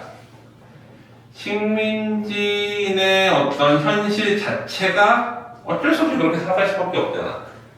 그러니까 저항을 해야 되는데 예를 들면 준영이가 일제강점기에 살아 독립운동 할 거야? 나도 안 할 것 같아. 저도요. 아니 봐봐 안중근 훌륭한 인물이지. 솔직한 얘기로 근데 안중근이 결과론적으로 보면은 잘 됐어? 아들은 친일파 됐지. 들었어? 알아? 알아요. 안중근 아들 일본에서 잡아가지고 이토 히로부미 가족한테 사죄시키고 친일파로 만들어버렸잖아. 가족들은 개판 난 거야. 안중근이 이토 히로부미 사서 결과는 뭐였어? 한일합방 왜? 이토 히로부미는 사실은 한일 합방을 별로 원하지 않았던 인물인데 걔를 쏴죽임으로써 오히려 이것도 빨라졌지. 그리고 사실은 개인적 도덕적 문제에서도 일본 입장에서 보면 테러리스트일 수도 있지. 물론 주요 인물 암살이라는 게 사실 좋은 방법은 아니잖아. 미국 같은 나라에서도 암살은 되게 대통령 재가를 받거나 그러지 않는 이상 하기 힘든 행동 중에 하나야 원래. 근데 우리가 안중근을 위인으로 치는 건 한국인이라서 그런 거야. 사실은 어찌 보면. 그러니까 사실 식민지의 현실이라는 거는 사실 독립운동을 하기가 되게 힘들어. 개인적인 어떤 그런 것도 있고 여러 가지 이제 가족적인 관계라서 다양한 면에서 봤을 때. 하지만 그럼에도 어떻게 해야 된다는 거야? 안주하는 건 안 된다라고 생각하고 자기를 부끄러워하는 거지. 그래서 어떻게 계속 이 사이에서 갈등하는 거잖아. 그러다가 마지막에 그리움인데 그리움의 단성 하나가 있어. 추억처럼. 자, 우리 그리운 건 미래에 대해서 그리울 수 있나?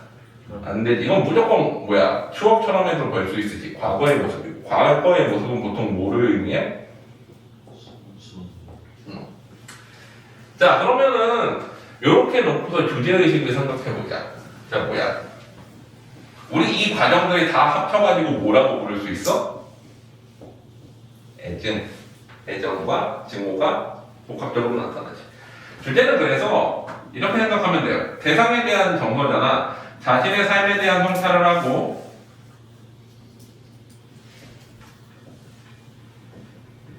그 다음에 어때? 자신에 대한 애증. 이게 사실은 주제의식인데 이거를 좀 더 풀었으면 어떻게 되는 거야? 현실에 안주하는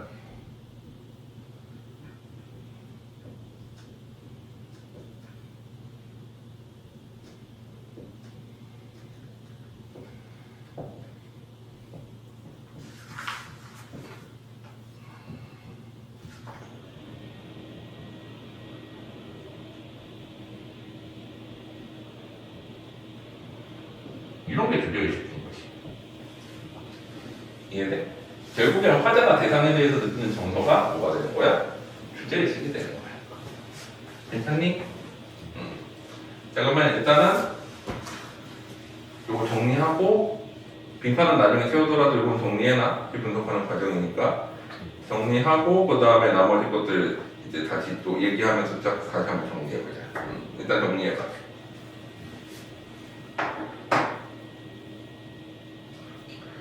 그거는 나중에 하고 다른 데다가 필기하면 돼. 어차피 빈칸 채울 때 보고서 다시 적을 거 아니야. 그러니까 뭐 빈칸 아무 데나 찾아가지고 적당한 공간에다 한 번 정리를 해놓고 그 다음에 적어 보면서 다시 한번 쓰면서 복습하는 거야.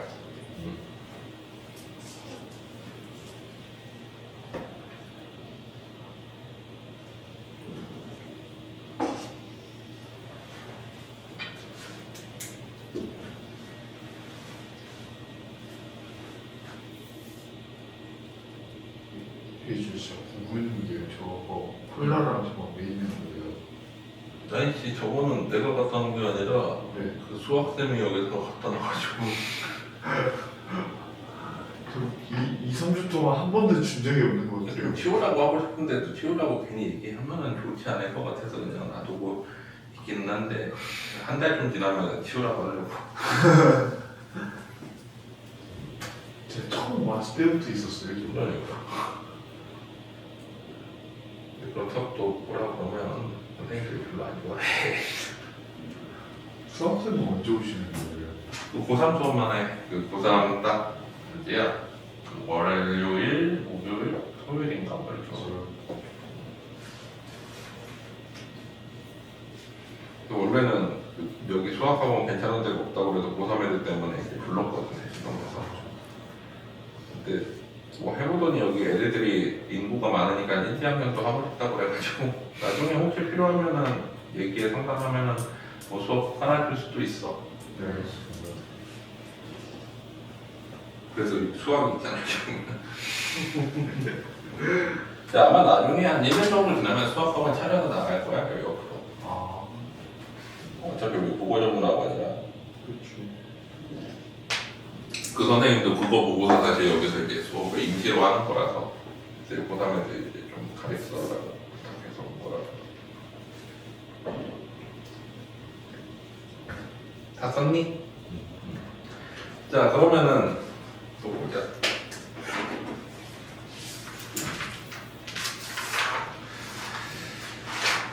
본문 내용 한번 다시 정리해보자. 한 페이지 다시 봐봐. 자, 삼모통일의 돌아 농가의 외딴 우물을 홀로는 어때? 약간 외로움의 느낌이 있지. 가만히 들여다본다는 건 자기를 성찰하는 거지. 성찰의 매개체가 되죠, 우물은. 우물 속에는 달이 밝고 구름이 오르고 열법법이지. 자연의 모습에 아름답게 표현. 하늘이 펼치고 파란 바람이 불고. 자, 파란 바람은 모두 될 수 있어. 자, 파란은 일단 시적 허용이 될 수 있고, 파란 바람 하면은 저런 것도 되지. 바람은 시각으로 볼 수 없잖아. 그건 뭐야? 촉각이나 청각인데 그거에 시각화해서 공감각의 일종이 될 수가 있어. 바람은. 그리고 가을이 있습니다.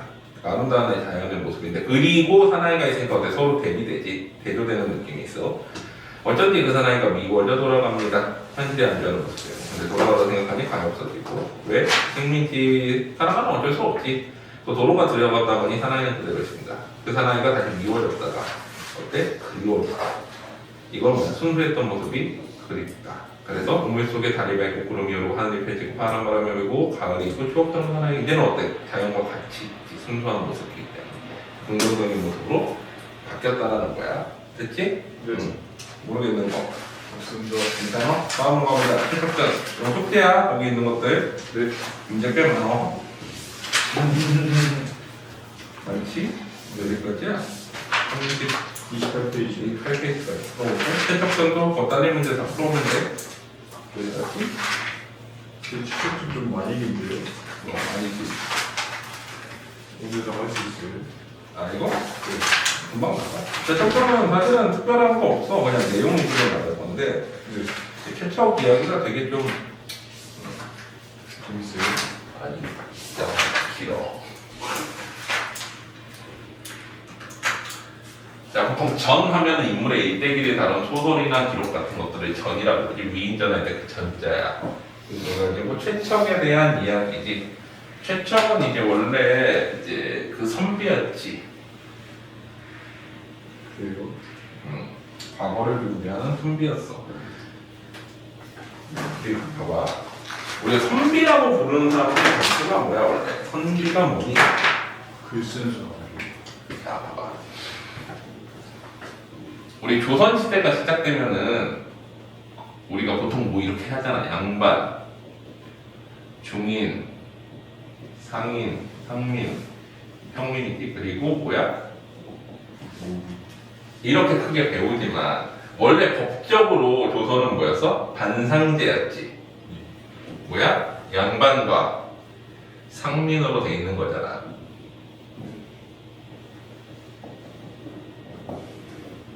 하지만 이게 되게 세분화되어 있는 거지.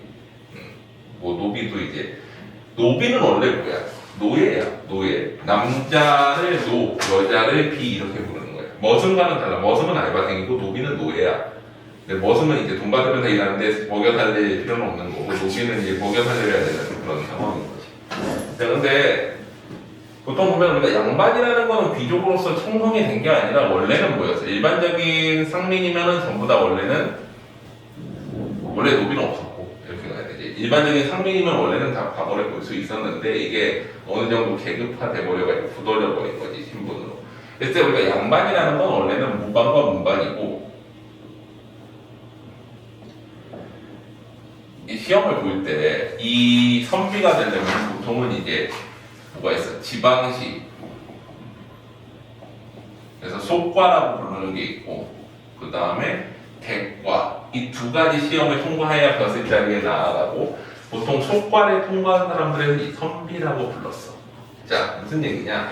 우리가 속과는 다시 1차, 2차 시험이 있고, 대과도 1차, 2차 시험이 있지. 이거 1차 시험을 뭐라고 그래? 초시. 2차 시험을 복시. 그리고 대과도 다시 뭐가 있어? 1차 시험을 초시. 2차 시험을 복시라고 하고, 보통은 이제 보통 그 초시에 합격한 사람을 뭐라고 그래? 초시. 항손을 손학이면 윤초신의 몇째 손녀 뭐 이렇게 나오잖아. 그리고 여기서 이과 문과처럼 또 나누어져. 자, 생원이라는 사람인데, 생원은 유교 경전을 공부해가지고 합격한 사람이고, 복시에. 진사는 뭐야? 역사를 공부해서 합격한 사람이야. 근데 얘네들을 보통 뭐라고 불러? 우리가 선비라고 불러. 이 사람들은 어떤 특권이 있냐면은 군면제가 돼. 최첨은 그래서 선비였기 때문에 군이 면제가 됐는데 자원에서 입대를 한 거야 사실. 앞에 부분에 나오겠지만. 자 그리고 이거 이제 고전 소설에 많이 나오니까 간단히만 좀 정리하고 넘어가자. 자 생원과 진사가 되면 이제 한양 수도로 과거를 보러 가지. 그래서 맨날 뭐 과거 보러 가다 호랑이한테 잡혀가고 막 이런 게 이제 그래서 나오는 거야. 지방에서 첫 시험 보고 서울 가서 시험을 봐야 되는데 이제 초시를 수행하는 방법이 있고 두 가지 방법이 있어. 이제 시험을 보거나 혹은 어디 입학해 최고 교육기관인 성균관에 입학하면은 초시를 면제해줘. 여기 들어가면 초시 면제. 자, 그 다음에 복시 시험을 보면은 어떻게 돼? 시험 가서 합격하면은 벼슬 자리에 나가는데 벼슬 자리에 나갈 때 어떻게 돼? 7품에서 9품 정도. 과거 이제 장원급제하면 가장 높은 7품. 그리고 이제 턱걸이 하면 9품까지 해가지고 10몇 명 정도를 뽑아. 보통. 그리고 요 성균관 안 다니는 사람들은 볼 수 없는 성균관 별시가 따로 있어. 이거 합격하면 또 벼슬 자리에 갈 수 있어. 성균관이 훨씬 유리하지. 근데 기숙하면서 계속 공부를 해야 돼. 그래서 이제 성균관에 안 가고 그냥 시험 보는 사람들이 있고 좀 유리하게 하겠다 그러면 성균관 가가지고 시험 보는 사람들이 있는 거야. 이해되지? 이렇게 돼 있는데 최첨은 이제 선비였던 거지. 자 보자. 자 남원 사람인 최첨은 앞부분 줄거리 보면 친구인 정생원이니까 뭐야? 선비지. 이제 소과에 합격한 집에서 공부를 하러 다니다가 정생원의 친척이자 과부인 심씨의 딸 오경에게 구해줬기를 받고 이게 어때? 되게 그 당시에 어떤 구시대적인 사고를 벗어난 그 근대적인 자유연애관이 나타나지. 여자가 먼저 남자한테 사귀자고 그런 거야. 그래서 최척이 있고 잠깐만 최척이 있고 오경이 있고 오경은 어머니가 누구야? 심씨가 있어. 그리고 최척의 아버지인 최씨가 있겠지. 그리고 원래는 이 친구가 누구야? 거기에 보면은 정생원이고 심씨 어머니는 친척이지만. 자 그래 구해의 족지를 갔는데 그 후 최척은 오경과 편지를 주고받으며 사랑을 확인하고 정생원에게 혼담을 주성을 부탁한다. 두 사람은 마침내 약혼을 하게 되지만 혼인날을 기다리던 중 최척이 외병의 진입을 막기 위해 의병으로 전쟁에 나가게 됐다. 언제야? 1957년 7년이 정률제다. 정규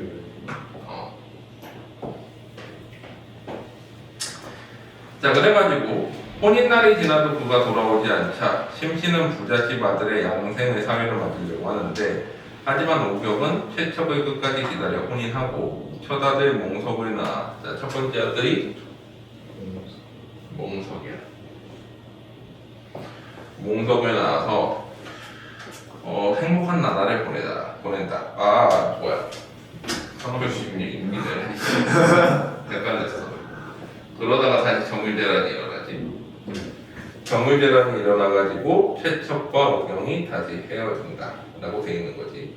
그러니까 원래는 이제 의병으로 나가는 이유가 원래는 군대 안 가도 돼. 이 사람은 선비 아니면 이제 그 과거 이 숙발에 합격 못했으면 또 끌려 나갔겠지. 자 그래가지고 다시 헤어지고 그 상황에서 이제 거기 보면은 그때 마침 명나라 장수가 기병 10여 인을 이끌고 남원성에서 금석교화를 만회시키고 있었는데 이때는 언제 이제 명나라가 침전하고 난 다음인 거지. 정밀대란에 최척은 의병으로 나가 있을 때 꽤 오랫동안 명나라 군대와 접촉한 경험이 있어서 중국말을 조금 할 수 있었다. 최척은 명나라 장수에게 자기 일가가 모두 해를 입은 상황. 어떻게 되냐면은 사실은 전쟁이 나고서 임진왜란 때 이제 여기는 이제 따로 도망을 가고 오경은 일본 장수한테 사오 아니지 도문가 일본군한테 잡혀가 포로로. 최척만 남아있는 거지. 최척은 근데 이제 누구한테가? 명나라 장수 따라같이 여기에 합류해. 그래서 전쟁 끝나고 나중에 어디서 만나는 거야 얘네들이? 그것은 베트남. 에? 여기는 이제 교역하러 가 일로. 여기도 베트남으로 교역하러 가 둘이서. 그랬다가 베트남에서 만나. 당시에 내가 이거를 이제 월남이라고 불렀지. 월남에서 만나고 그 다음에 어때? 여기에서 애를 낳아. 둘째. 몽선인가? 하여튼 이렇게. 그래서 윤혜롱이야. 그러고 나중에 이제 이러고서는 이제 서울에 돌아와서 아버지랑 다 재회하는 이런 내용이거든. 자, 그래가지고 보면은 명나라 장수가 이제 측은히 여겨가지고 최척의 뜻을 가련히 여겨 이렇게 말했다. 다음 페이지가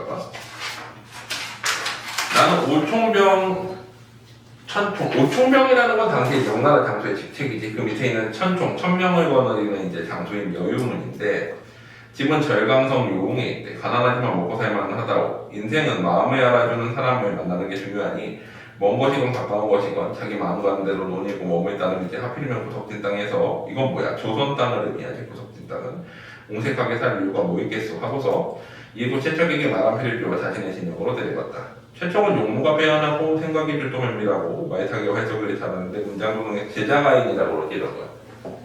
재주가 있는 사람과 아름다운 사람. 제자가인의 인물이라고 이런 거예요. 여유문은 이런 최척을 매우 아껴 한상에서 밥을 먹고 같은 이불을 덮고 잠을 잤을 정도로 친하게 지냈다는 거지. 얼마 뒤에 총명의 군대가 명나라로 돌아가게 되었다. 전쟁이 끝난 거야. 임진왜란이 끝나고 정유재가 끝나서 1598년 되겠지. 여유문은 최척을 전사한 병사한 사람 대신에 명부에 끼워서 중국 사람처럼 데려갔지. 그래서 요웅에 가서 함께 살았는데 이에 앞서 최척 일가가 매적에게 붙잡혀 섬진강에 이르렀을 때의 일이었다. 이거지. 여기는 이제 잡혀갔지. 원래 이렇게 다 같이 잡혀갔는데 여기서 이제 서로 나누죠.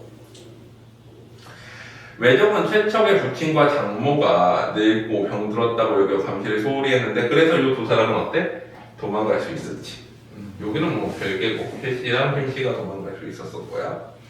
네, 두 사람은 외적의 감시가 세만한 틈을 타 갈대숲에 몸을 숨겼는데 외적이 떠난 뒤에 마을에 돌아다니며 보고를 하다가 연곡사에 이르는데 연곡사 승려가 방에서 아기 우는 소리가 들려. 그래서 보니까 우리 손주랑 되게 비슷한 애 우는 소리가 근데 사실 이걸 어떻게 알아? 근데 이렇게 아는 것처럼 해서 누구를 발견해? 여기가 몽석을 발견해서 같이 있는 거야. 이해되지? 자 그래가지고 연곡사 승려들한테 물어보지 어떤 아기 울음소리가 이렇게 손소리가 똑같을까? 라고 해서 보니까 몽석이야. 그래서 이제 아이랑 만나고 이 아이를 어디서 데려왔어? 했더니 시세 더미 속에서 찾았대. 그래가지고 우연적 전개가 많이 나타나죠. 고전소설의 특징이 뭐야? 우리 보통은 소설에서 봐봐.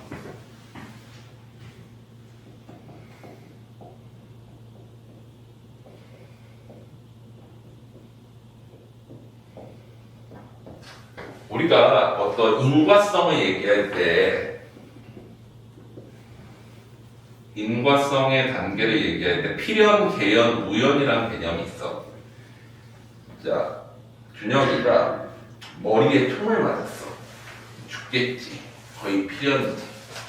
아니면 머리에 총을 맞아도 할 수 있으니까 이렇게 해볼까? 우주의 미하로 떨어졌어. 우주복 없이 100% 죽겠지. 필연이야. 자, 계연은 이런 거야. 그럴싸한 거. 준혁이가 담배를 많이 펴. 술도 마시고 그러면 죽겠지 언젠가 몸이 나빠져서 그런 건 계연이야. 우연은 뭐야? 걸어가다가 그냥 갑자기 돌 맞고 죽었어. 이런 게 우연이야. 이해돼? 자 근데 봐봐. 소설에서는 필연이라는 게 있어? 현실에서는 있지만 소설에서는 필연이라는 게 없어. 아니 죽어도 되살아나기도 하잖아. 그치? 그러면 뭐만 있는 거야? 계연과 우연이 있어. 인과성이 높은 걸 우리는 뭐라고 그래? 계연이라고 그러고 인과성이 낮은 거를 뭐라고 그래? 우연이라고 그러는데 보통은 현대소설은 보통 계연성 있게 쓰는 경우들이 많고 고전소설은 뭐야? 그냥 가다가 돌 맞아 죽었어. 이런 스토리가 되게 많아. 아니 갑자기 가다가 손자 오는 소리를 듣고 손자를 찾았대. 이게 말이 돼? 있을 수 있지만 거의 불가능하잖아. 그래서 고전소설의 우연성이란 이런 거야. 그래서 고전소설은 필요는 어차피 없고 소설엔 개연성이 떨어지고 우연성이 많다. 이게 이런 의미인 거야. 이해되지? 자, 그래가지고 아기를 데리고 오고, 자, 그 다음에 이때 오경은 왜적 도누라는 자한테 붙잡혀서 이렇게 도누. 그래서 이름을 개명해, 사우라고. 그리고 뭐를 해? 남장을 하지. 근데 이걸 못 알아봐, 도누가. 남장가 보다. 말도 안 되는 개소리지만. 자, 그래가지고, 도누는 늙은 병사로 살생을 하지 않는 불교 신자였는데, 그는 본래 장사꾼으로 외장인 상해에 능했으므로 외장인 소서행장 누구야? 원희시 유키나가. 고니시 유키나가를 소생장 아니었어요? 우리 식으로 읽으면 소설. 이 음차 있잖아. 알아? 우리 식으로 음차하면은 소서행장인데 얘네 지금 훈차로 읽으면은 오니시가 되는 거지. 가토기요마사 뭐야? 가등청정, 조요토미 데요시, 풍신수길 이렇게 있지. 일본어는 그래서 그런 말이 있는 거잖아. 모모라고 쓰고 모모라고 읽는다. 우리나라는 그게 다 없어졌지. 왜? 우리는 정식 한자식으로 읽어야 돼 라고 해서 그렇게 했는데 일본은 아직도 그게 되게 많지. 요새 애니메이션 새로 만들어진 것 중에 이제 그 옛날 거 리메이크한 거 바람의 검심 알아? 요즘 한창 나오고 있는 거. 응? 바람의 검심 리메이크 몰라? 거기 보면은 이제 검이라는 단어를 앞에서 읽으면 검이라고 읽고 뒤라에서 읽으면 츠루기라고 읽어. 츠루기가 칼이라는 뜻이거든. 이거는 훔차, 이거는 응차 이런 식인 거야. 걔는 두 가지로 읽는 거지. 우리나라도 옛날에 그런 거 있었어. 제가 우리 대치동이라고 하지. 그런데 거기 한티역 있잖아. 한티가 클 한에다가 티야, 티가 치자야. 그래가지고 한티가 우리식 이름이고 대치가 한자식 이름이야. 원래 그 두 가지를 다 썼던 거야 일본은. 지금도 그렇고. 자, 어쨌거나 그래서 소서행장 고니시 유키나가 일본군 선봉이었지 제1군. 그래서 그 선장으로 발탁되어가지고 도누는 명민한 오경이 마음에 들었대. 그래서 혹시 다른 날까 싶어 좋은 옷과 맛난 음식을 주면서 만난이 아니라 뭐야 못하나 시옷이지 바꿔 시옷이겠지 만난이 아니라 거기 30페이지 제일 밑에 만난 음식을 주어 그를 안심시키려 했다. 오경은 물에 빠져 자살할 생각으로 몇 번이나 배에서 빠져나왔지만 그때마다 들켜서 뜻을 이루지 못했다. 어느 날 오경의 꿈에 장육불이 나타나서 이것도 뭐야 우연적 경계이면서 또 뭐이기도 해 전기적 구성이라는 표현이 있거든. 우리 전기성이라는 건 두 가지가 있는데 하나는 이제 전화의 전자에다가 기록할 기자를 쓰는 게 있고 이게 우리 흔히 말하는 인물의 일대기를 나타내는 전기이고 하나는 여기에다가 기이할 기자를 쓰는 경우가 있거든. 이거는 기이한 이야기 뭐야? 판타지적인 이것도 약간 판타지적이지. 물론 실제 뭐 현실에 나타난 건 아니지만 정기적 구성에 가까워. 장육불이 나타나 이렇게 말했대. 나는 만복사에 부처인데 죽어서는 안 된다. 훗날 반드시 기쁜 일이 있을 것이다 라고 알려줄 때. 그래서 오경이 그거를 생각하고서 죽지 않고 억지로 이제 먹고 살아남아. 그래서 도누의 집은 나고야에 있었는데 거기 보면은 이제 그 늙은 아내와 어린 딸이 있었는데 남자가 없어가지고 오경의 집에 살게 하되 아내와 딸에 있는 내실에는 수입하지 못하게 하면서 일을 시켰어. 속이지 남자라고 자기는. 저는 본래 체격이 왜소하고 병이 많은 약골이라 조선에서도 젊은 남자들의 일을 하지 못하였대. 그래서 사우라고 이름을 지켜주고 그때 배를 타고 나갈 때 같이 데리고 나가. 그래서 이제 베트남에 이제 그 교역을 하러 가는데 거기서 만나는 거지. 이때 최첨은 다시 최첨으로 돌아오지. 최첨은 어떻게 교역을 하러 갔는지 여기서 이제 얘네 교육하러 가는 얘기가 나오고 유흥에 머물면서 여유문과 함께 의형제를 맺었는데 여유문이 누이 동생을 최척에게 시집 보내고 싶어했지만 최척은 이미 아내가 있잖아. 죽었는지 살았는지 모르지만. 그래서 뭐라 그래? 일가족이 이제 외적의 심사를 받았는데 어찌 결혼하고 혼자 잘 살 수 있겠습니까? 라고 하면서 이제 혼인을 안 하지. 그의 겨울에 여유문이 병들어 죽어서 최척이 이제 의지할 곳이 없어지기. 그래서 양자군과 회소를 떠돌면서 명승지를 돌아다니다가 누구를 만나? 거기 보면은 그 다음 페이지 봐봐. 여기 보면은 여기 신선이 되려고 여기저기 떠돌아다니다가 다음 페이지 보면 송우라는 사람을 만나지. 그 사람이 이제 친해져. 거기 보면 경전과 역사에 해박하고 공을 세워 명문을 쓰는 일을 좋아하지 않았으며 저절적으로 삼고 뭐 이런 사람이었대. 직접적으로 이제 성격을. 그래서 최척이 촉당하러 가려고 한다는 말을 듣고 술을 들고 찾아왔다. 촉은 어디야? 우리 되게 외진 땅이지. 우리 중국을 보면 삼국지 읽어본 사람. 삼국지 읽었니? 삼국지 읽었어?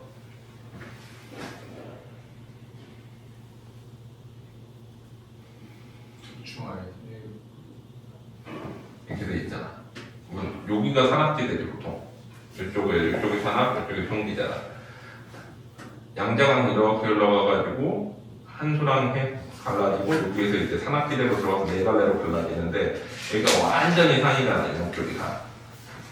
여기를 강이 4개가 있다고 그래서 뭐라고 부르게? 사천. 다른 말로 초. 아래쪽은 파. 그래서 파촉 산만리 이렇게 부르기도 하지. 여기는 옛날에 이제 그 한나라를 세운 시조인 유방이 응거했던 곳이기도 하고, 원래 이제 여기 있는 장안 땅이 이제 진나라의 수도였는데, 진시황이 이제 나라 세우고서 죽어버리잖아. 진시황 죽고 나서 어때? 표나라와 한나라가 서로 싸워가지고 여기 장안에 먼저 들어가는 사람, 여기도 관중이라고 해서 산악지대거든? 먼저 들어가는 사람이 세상을 얻기로 했는데, 유방이 먼저 들어가는데, 표나라의 항우가 어때? 힘이 더 세가지고, 너 딴 데로 가. 그러고서 자기가 여기를 장악하지. 그래서 초나라 세상을 만들고 얘를 어디로 쫓아내? 이쪽으로 쫓아내버려. 산속에 있는. 이 중간에 이제 한중이라는 땅이 있고. 그래서 여기는 들어가기 되게 힘든 땅이야. 잔도라고 해가지고 절벽에다가 막 이렇게 길 뚫고 막 나무 박아서 길 뚫고 이렇게 가야 되는 땅이지. 그래서 나중에 이제 중국사나 고전소설, 고전시가 이제 되게 많이 나올 거야. 대충 알아도 그냥 험한 땅이야. 그래서 죽음을 상징하기도 해. 서쪽에 있고 유배지 비슷한 느낌이고, 나중에 유방이 여기서 힘을 길러서 장안을 차지하고 전토를 통일하는데 유명한 얘기가 있지. 항우 하면 우리가 이제 고전시가나 고전소설에서 되게 많이 나오는 인물인데, 항우장사라고 들어봤어. 처음 들어봐? 항우는 모든 그 유방과의 전투에서 몇 번 졌을까? 딱 3번 졌어. 모든 전투를 다 이기고 전쟁에서 졌어. 그러니까 물량전을 한 거지. 유방이 쇼미더머니를 치고 계속 생산해가지고 어떻게 여기 장안 먹고 여기서부터 계속 생산해가지고 여기에서 계속 전투를 하는데 항우가 가가지고 다 이겨버려. 그러니까 맨 마지막 전투에서 딱 지고 사면초가라고 그러지. 사방에 초나라 이제 노래가 들리게끔 항우를 포위하고 그 항우 초나라 병사들한테 초나라 노래를 들려주니까 아 고향 돌아가고 싶어 해가지고 이제 사기를 떨어뜨리고 그 상황에서 이제 항우가 탈출하다가 잡혀서 죽어. 그게 이제 초안지 끝부분이거든. 초나라와 이제 한나라가 싸우는. 이 파쪽은 되게 중요한 지역 중에 하나인데 되게 외지고 야만인들이 되는 땅이라고 생각을 해. 그래서 총나라로 들어간다는 건 무슨 뜻이야? 그만큼 외진 땅으로 들어가려고 했다는 거지. 신선이 되려고 그냥 자연 속에 응거하면서. 근데 소모가 찾아오지. 그래서 뭐라 그래? 백승! 이 세상을 살면서 누군데 백승은 뭐야 여기에서? 이제 그 거기 보면은 자지 자. 자라는 거는 뭐야? 우리 보통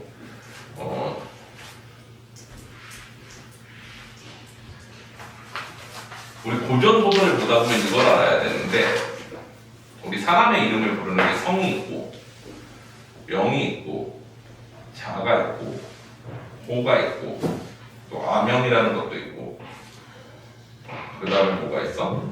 이제 직책명, 벼호도 있고 직책, 실질직책과 명예직이 있어. 우리 고전 소설이 힘든 이유는 이제 같은 사람을 별의별 이름으로 다 불러. 자, 봐봐. 삼국지를 읽으면 좀 나을 텐데 그냥 흔한 이름으로 해보자. 우리 1000원짜리 아저씨 이름이 뭐야? 응? 5,000원. 되게 자, 성이 이름이 황. 자는 뭔가 있을 거예요. 근데 우리는 잘 몰라. 그리고 퇴계라는 호를 쓰지. 보통 이 호는 우리가 뭐냐면은 은거지, 그 사람의 은거지나 근거지를 보통 불러. 퇴계라는 게 뭐야? 신의 글자지. 그래서 퇴라는 신의. 율곡이는 어때? 누군가 있을 거야. 그 율곡, 밤나무 계곡이라는 뜻이지. 밤율자에다가 계곡곡자야. 밤나무 계곡에 있는 요런 식인 거지. 어렸을 적에 부르던 이 이름 또 있고, 뭐 이황 같은 경우는 도산노인, 그래서 자기를 부르던 벼호, 별명이 따로 있었고, 그리고 직책은 뭐 좌의정, 우의정 뭐 이런 게 있었겠지. 그리고 나중에 명예직으로 죽고 나면 무슨 공, 이순신 봐봐 어떻게 돼? 순신 뭐 있었겠지. 호 있어? 있었겠어? 뭐 있을 거야. 근데 우리가 모르는 것 뿐이야. 그 다음에 뭐야? 암영도 있었겠지. 벼로도 있었겠지. 실제로 뭐야? 삼도 수군 통제사. 그리고 죽고 나서 명예직으로 뭐를 붙여줘? 충무, 공. 이런 식인 거야. 이해돼? 그래서 부르는 이름이 되게 다양한데 자는 보통은 15세 때 자기 스스로 짓는 이름이야. 옛날에 우리나라 사람들은 이 이름이 부모가 준 거기 때문에 함부로 부르면 안 된다고 해서 뭐를 불렀어? 자를 부르는데 자도 함부로 부르면 안 된다고 그래가지고 호를 따로 불렀던 거야. 중국 사람들은 호는 별로 없어. 근데 자까지만 쓰지 보통. 그래서 보통 이제 친근하게 부를 때는 자를 부르기도 많이 하고 뭐 이렇게 하는데 그래서 이제 그 표현인 거야. 봐봐. 친근하게 자로 부르면서 15세 때 이제 자기가 붙인 이름 백승, 최척의 자가 백승인 거지. 그래가지고 그렇게 얘기를 하지. 함께 교역 그 뭐야 5월로 가가지고 5월이라는 게 뭐야? 월남 베트남으로 가가지고 교역하자, 장사나 하자. 그래서 최척이 호련히 깨닫고 마침내 송무와 함께 길을 떠났다. 1600년 경자년 봄이었다. 전쟁 끝나고 언제야? 2년 뒤지. 1598년에 끝나니까. 최척은 송무를 따라 한 나라 한 마을의 장사꾼들과 함께 안남, 이게 안남, 베트남 다른 말로 월남이라고 부르기도 하지. 이렇게 이제 안남으로 갔는데 이때 일본 배 10여 척도 포구에 정박해 있었다. 열흘이 넘게 머물러 4월 초 이튿날이었는데 하늘은 구름 한 점 없이 이제 구름이 한 점 없이 고요하고 물빛은 비단처럼 고왔는데 바람이 그쳐 물결이 잔잔하고 뭐 이런 묘사들을 쭉 하지. 자 그러다가 최척이 자기 신세를 처량하게 생각해가지고 어때? 이제 노래를 한 곡 부르지. 그리고 그러면서 통소 소리를 이제 또 통소를 불지 끼리를. 근데 그때 마침 어때? 그 옆에 배에서 연보라던 소리가 들렸는데 이게 누구겠어? 오경이겠지. 사오. 그 소리가 또 꽂혔다. 잠시 후에 조선말로 시 웃는 소리가 또 들리지. 여기 보면은 왕자교 통소불제 다른 나지막하고 뭐 이렇게 얘기를 해. 그 소리 들으니까 또 어때? 최척도 깜짝 놀라지. 왜?